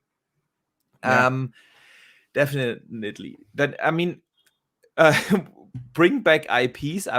We also need to talk a bit about Diablo, because, well, the last game released on the 360. Yes. Diablo 3 was a 360 game, so it's been a while, but we're getting that. It's funny because that there's a lot of question in regards to whether or not that's going to be an actual console exclusive, simply because it's been delayed until it's probably going to be delayed until well after this deal goes down. And even though I don't know if that was already been promised in a contract to PlayStation, but it would be that's a really big one, dude. And that's coming to Game Pass day and day. Diablo 4 is going to be massive. It has way more than 10 million players only on PC, plus all the console players.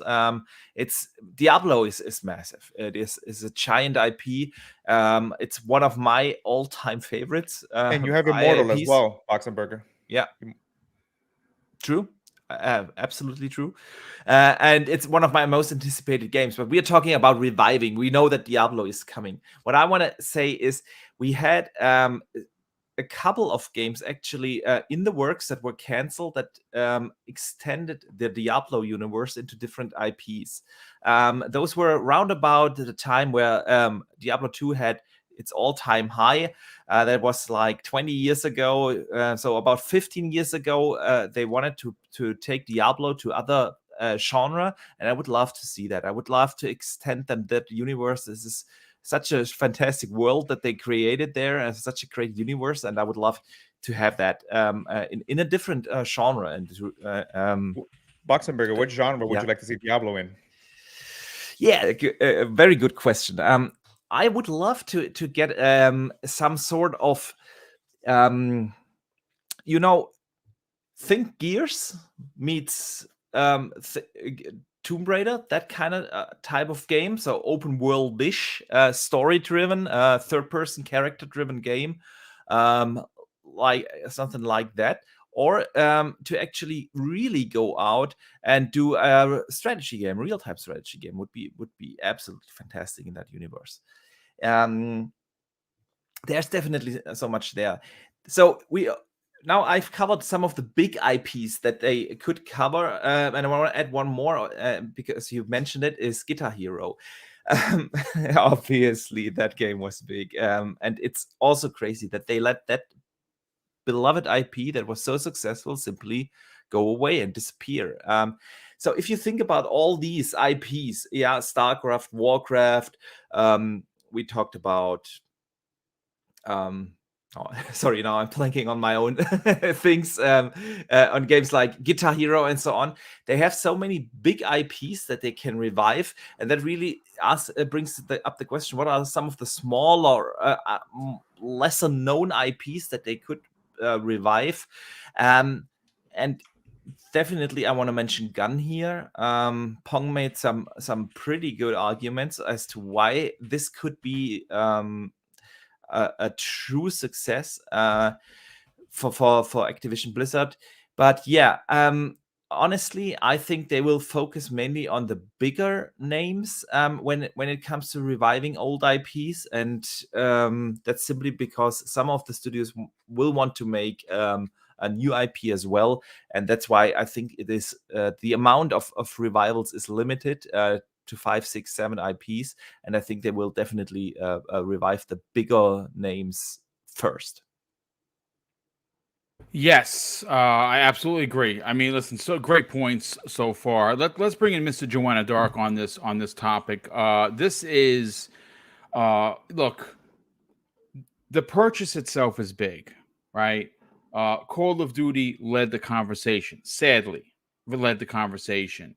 But when you consider the scope and scale of IP that become available, and just the mere talent, I mean, it's staggering how many unbelievable developers that they have. It almost seems like it's too kind of good to be true. I mean, just by the thumbnail alone, all you have to do. I mean, look, I'll just quickly name 8 of them that jump off the page for me. I know there's more, and if your favorite one I don't mention, drop it into the chat. High Moon Studios, Beanox, Raven, Toys for Bob, Demonware, Treyarch, Infinity Ward, Sledgehammer Games. I mean, if they just got that is an incredible palette, but they have more than that, potentially even double that. For you, looking at the list, seeing that Phil Spencer is out there publicly talking about, yes, we are bringing back some of these classic IPs, and we're going to unshackle some of these developers from the rigmarole known as Call of Duty per every year. What jumps off the page for you, dude? So I think Pong brought a good idea, right? Microsoft is reinvesting. So as we see Sony maybe, locking away certain IPs or getting exclusivity, they fit the portfolio and kind of to counter that, right? And there's 2 IPs that I've been waiting to announce. One of them is a PC IP called Gabriel Knight. And Gabriel Knight was originally a point-and-click adventure game. But what I would love to do is that can be Microsoft's Alone in the Dark Yes. slash kind of Resident Evil type game, where I would love either Obsidian or I would love Double Fine to make this game. And this has to deal with vampires set in a real world. So Alan Wake, right? This is their Alan Wake as well. Slash home, Alone in the Dark. And Gabriel Knight goes back to the PC days, and I used to love these games. The next one that I want to talk about, and I think this goes to either In Exile or the Coalition, would be Blackthorn. Blackthorn was dope, dude. That was amazing. A great side scroller. Wow. You give me a modernized 3D of Blackthorn, and in that world, and there you have your Order of 1886 or 686, I think it is.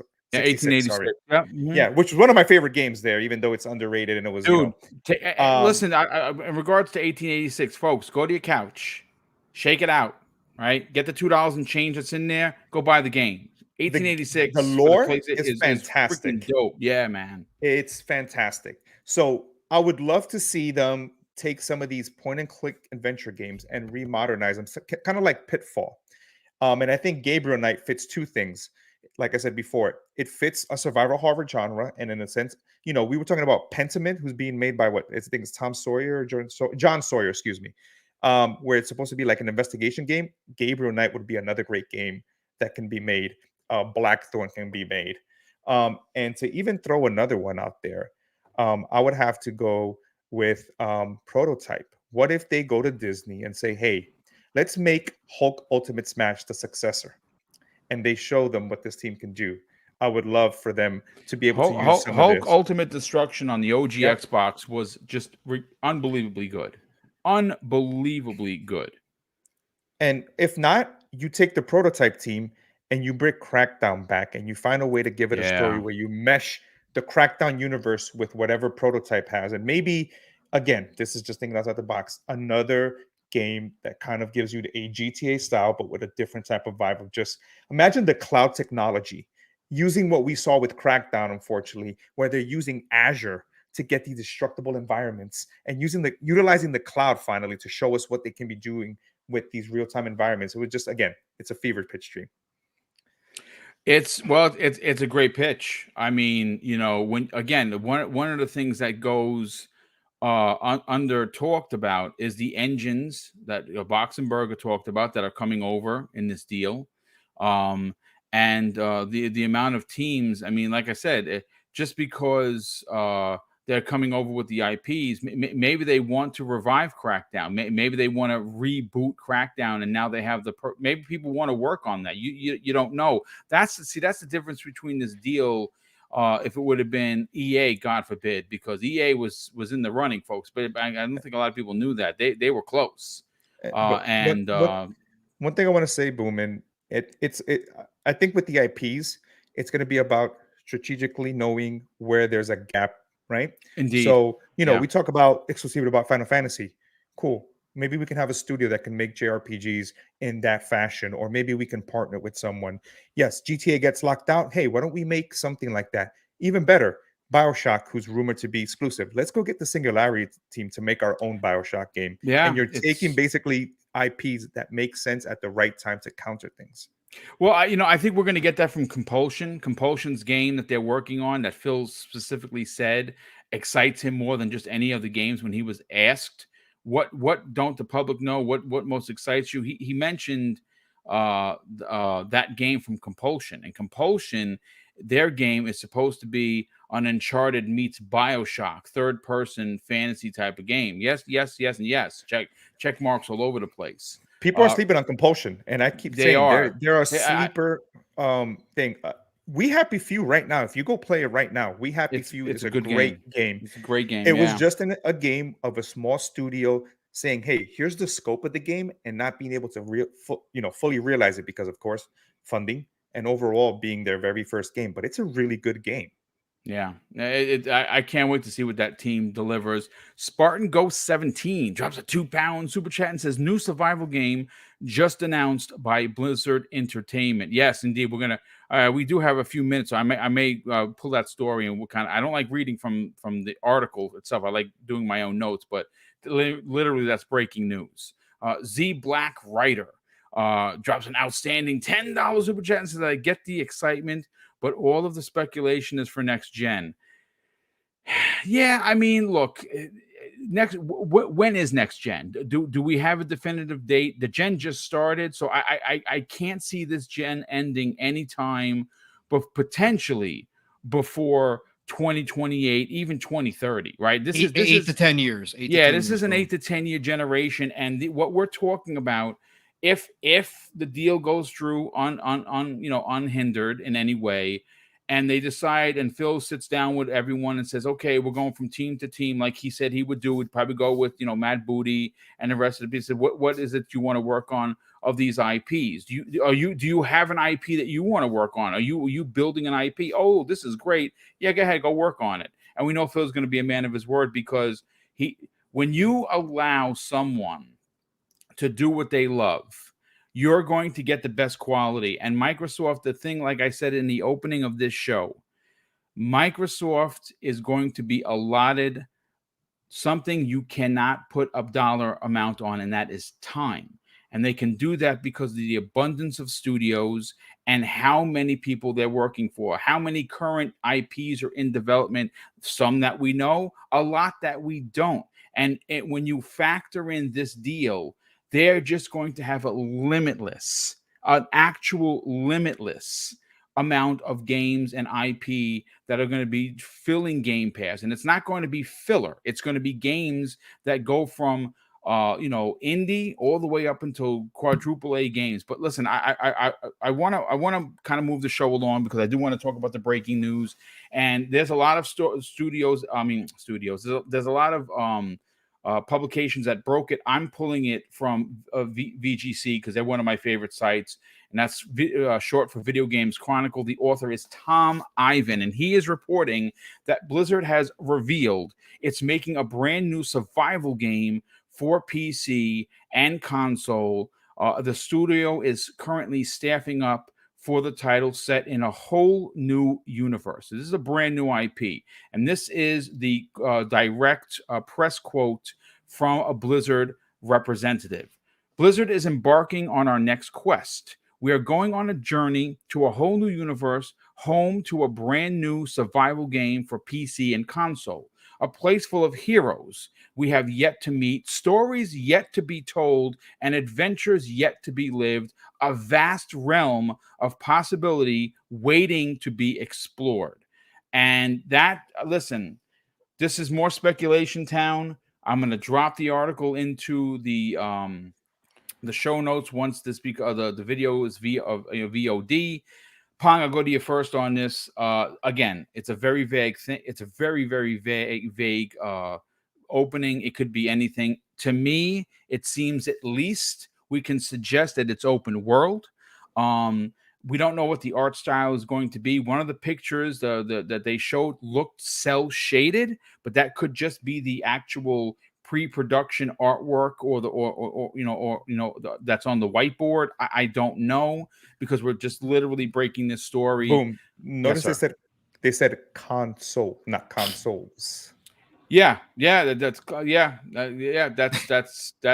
mean, that kind of does say that it's going to be an exclusive, but that's not surprising. Pong, this is very interesting. And what I think what's interesting here isn't the fact that it's a new game. I think what's interesting is that this is being announced right a week after the deal has gone through. Was announced. Do you think that change, even though Microsoft can't do anything legally there, do you think that it's understood that they are going to wind up taking over?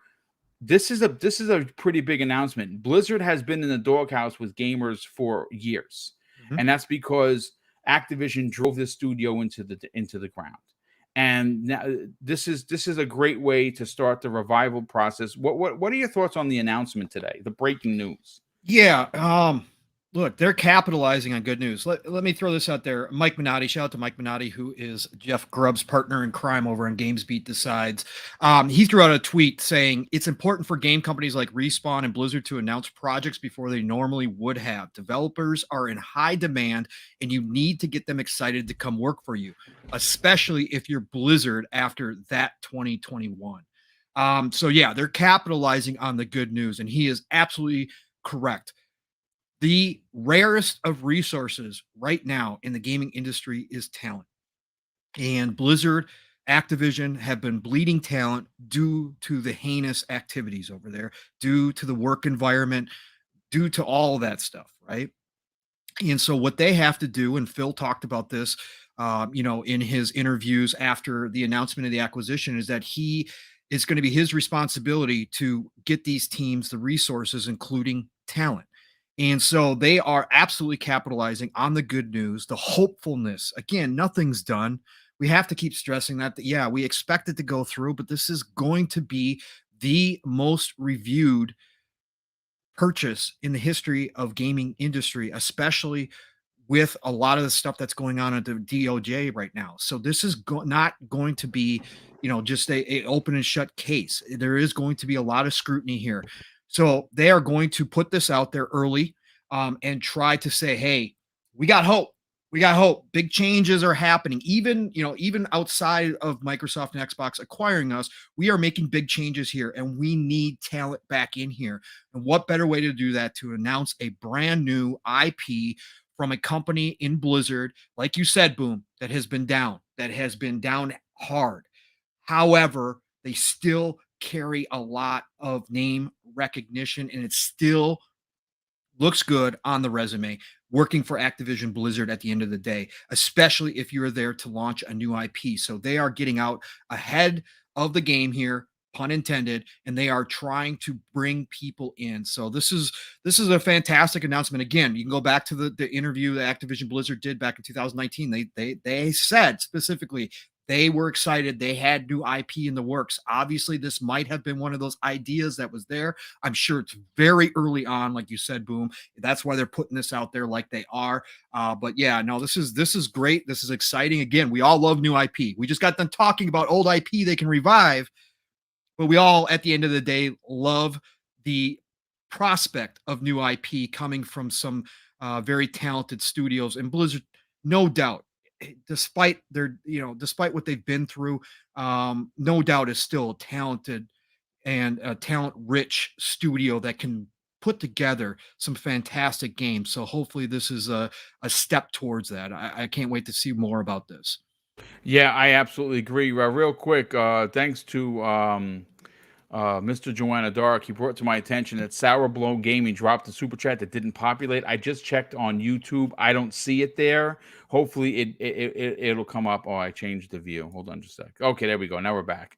I'll keep checking, brother. Sour Blow, thank you so much for the generosity, brother, and we will be checking on that momentarily. But Boxenberger, this is a big announcement. Obviously, it's literally 1 week from the announcement that Microsoft intends to purchase Activision Blizzard. Blizzard being in the doghouse for a multitude of reasons, bleeding talent, like Pong said, because of the heinous treatment of its employees. What are your thoughts? Yeah, what was it? Yeah, this makes a good, we were talking about the fact that, what did they have in the oven that maybe just was sitting there? Oh, it's interesting that you say that, because we've heard from several places. Phil himself said it. Yes. Talk about that for a second there, Boxenberg. And just to add to this too, real quick, Ybarra also tweeted out that he has played many hours of this project. So they are. Okay. Also, it looks like what was Rare's game that they were making? Everwild. That reminds me a little bit of that. Yeah. The way how they set up the art style in the graphics, definitely.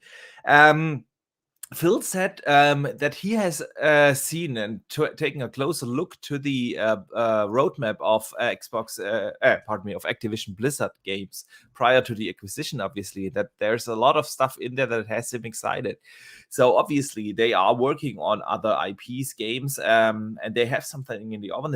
And it is no coincidence that they dropped it a week after the Xbox acquisition announcement, and not a week prior to that or something like that. Yeah.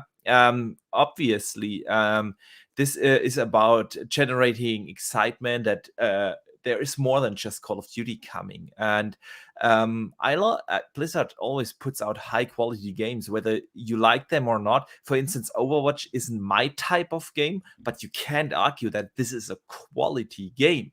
Diablo, top level quality, whether it's for you or not, doesn't matter. You can't argue that Blizzard puts out high quality games. So naturally, I'm super interested. I love survival games.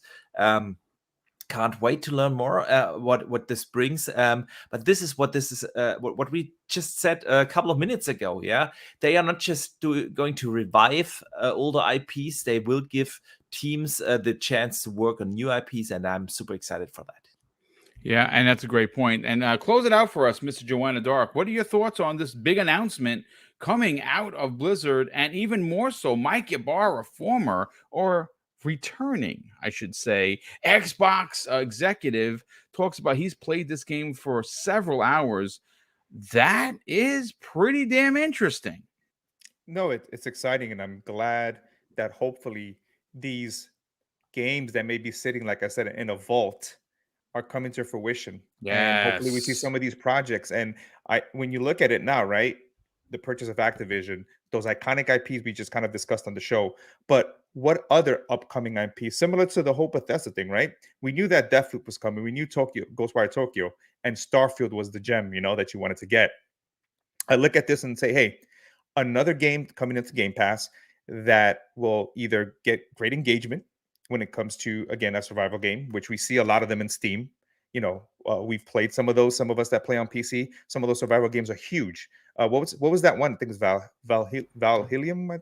I'm sorry, I might be saying Yeah, it wrong. that's Valheim. Valheim. Yeah, that's Yep. something new. Yeah, that's ridiculous. I used to play The Forest. The Forest is one of my favorite games, survival game out there. So I'm just excited for this, and I cannot wait to see what other games they announced from different teams now, as they continue to hopefully, as this deal goes, continues to go, and Microsoft continues to do, breaking up these teams and making them, with these projects that they have. So it's just exciting times, and I just love these little, little hints of what's to come to kind of get us excited. And on top of that, Blizzard does some amazing CG. So I can imagine the games of using the technology that they use in some of the other games like Gears, maybe Halo can get some of that.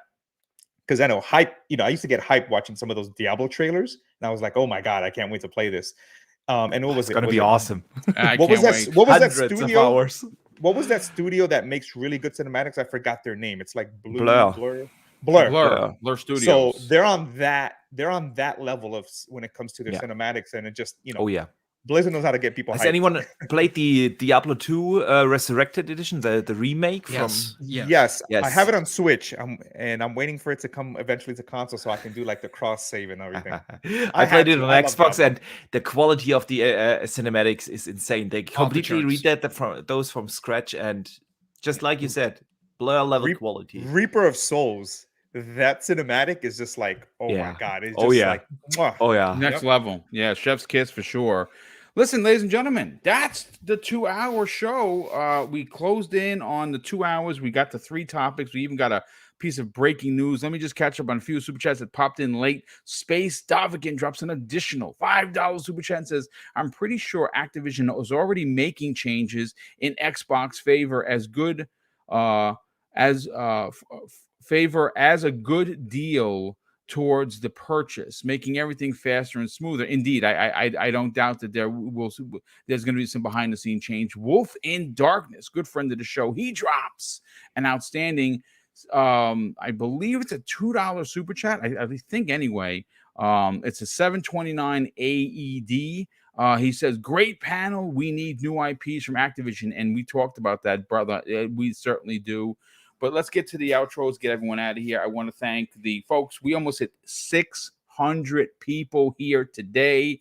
That is awesome. A lot of new names, a lot of new faces. Listen, folks, I got to say it. I know I don't want to be a shill, but we hit 10K, and that's amazing. And my wife and I are still numb that we were able to get that kind of response from the community. But 25K is the next goal. That's what we're looking to do, and that starts with you. If you're new, I want to just ask politely that you consider subscribing to the channel, and definitely, if check it out, because there's something here for everyone. There's no doubt about it. We do this show. Well, not this show. I do 3 live shows a week. I do one X vlog, which is a VOD, which is me talking about Xbox, one topic, boom, we get it done. Real quick, Hitman drops a $5 super chat and says, I like Overwatch, but the other IPs from Activision Blizzy are kind of boring. I kind of wish they bought EA. They have big IPs.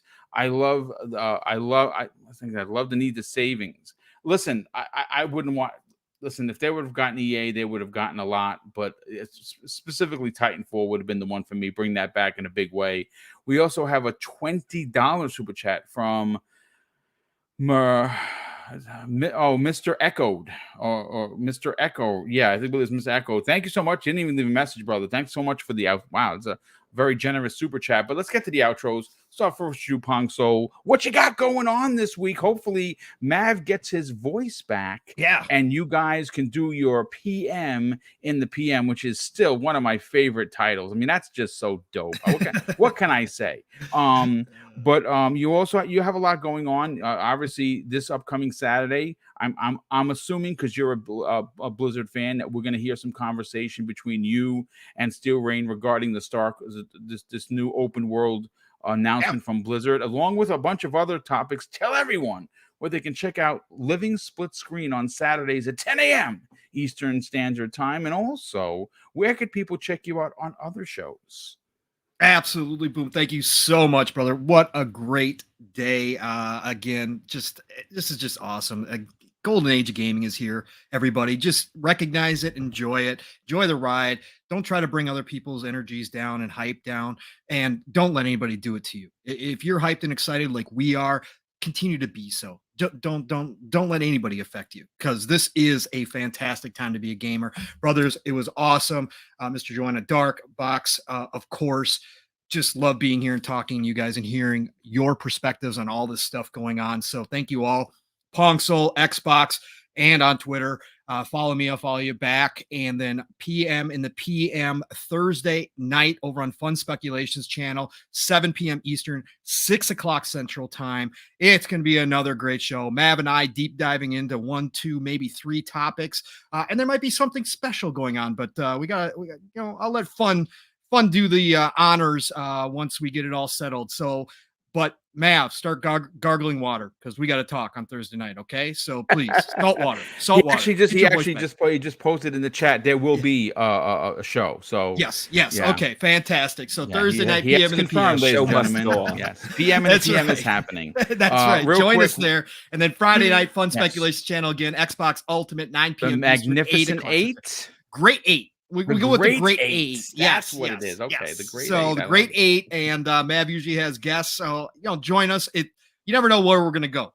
We go left a lot, so you never know what's gonna happen there. Saturday mornings, like Boom said, join myself, my brother from another Steel Rain, as we do Living Split Screen. Split Screen is all one word. Find us over there. We're building a community. Mission 1K. For this year, we want to hit 1K by the end of the year. Steel thinks we can do 2K. So, again, stretch goals are always good, but please join us Saturday mornings. We're going to wake you up. We bring the energy.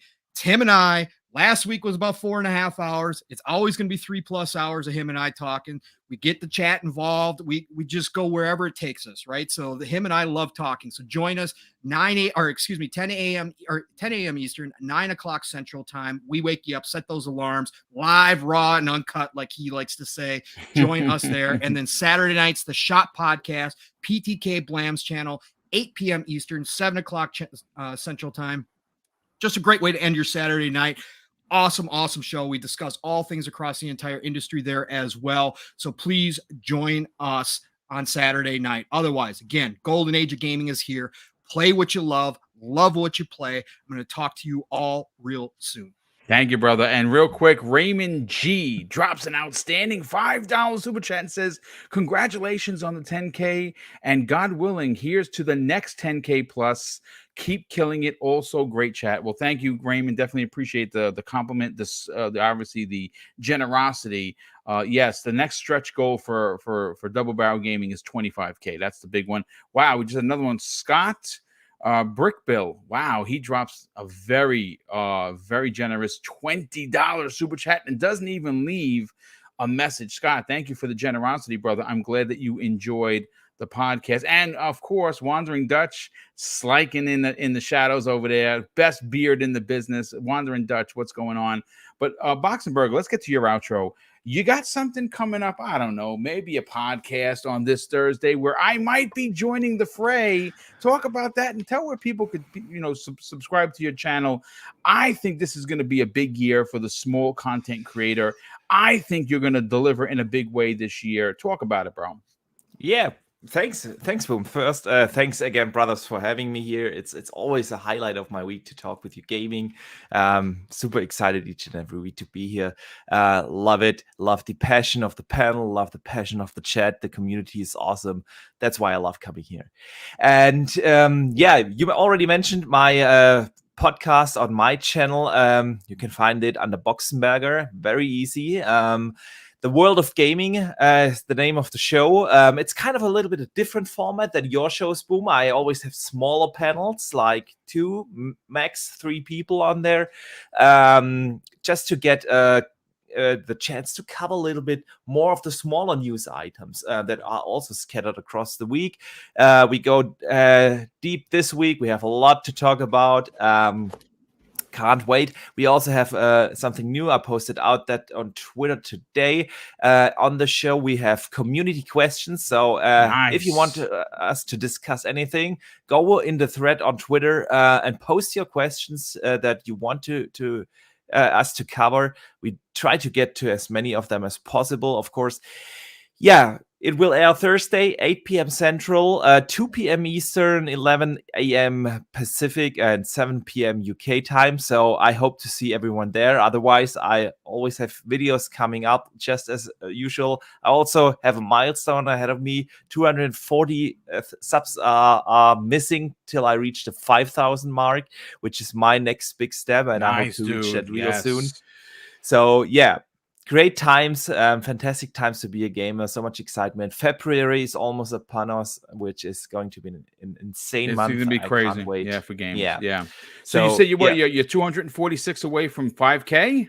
236 actually. 236. Exactly. Listen, we have 364 people here. There's got to be some people here that are not subscribed. Get over and sub this man's channel. Hashtag BoomStick approved. That goes for Joanna Dark, Pong Soul, and everyone that joins me, because listen, we're all small content creators and we're all a family. And if you like what I'm putting down, I guarantee you like what they're putting down. Sub their channel, folks. And last but not least, Mr. Joanna Dark was nice enough to donate a 3-month Xbox Game Pass code, ultimate code. And I have a winner for you, ladies and gentlemen. Dusty in the chat. Welcome and congratulations, Dusty. DM me on Twitter and I will get you that code ASAP. You are the winner. The picker shot your name out first for a 3-month code of Xbox Game Pass Ultimate. Thank you so much for that code. But Mr. Joanna Dark, talk about where people could reach out to you on social media and what else you got going on. It's always a pleasure. My fun days are Tuesday, Wednesdays, and Thursdays.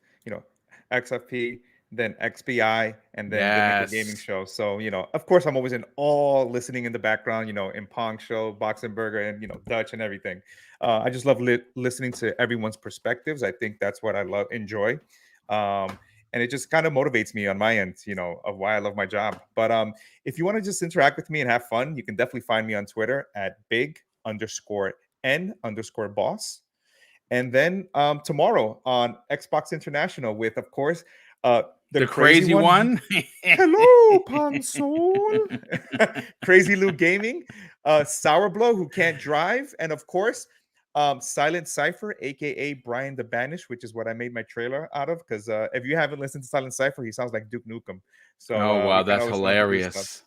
And then on Thursdays, we record the Nickel Gaming Show along with Albert and Jasmine, two of my other close friends, which is awesome. We got to get them. We got to get them on the program, brother. I don't know if we can get them both at the same time because we want to keep it small, but we definitely got to reach out to them and see if we can get them to come over.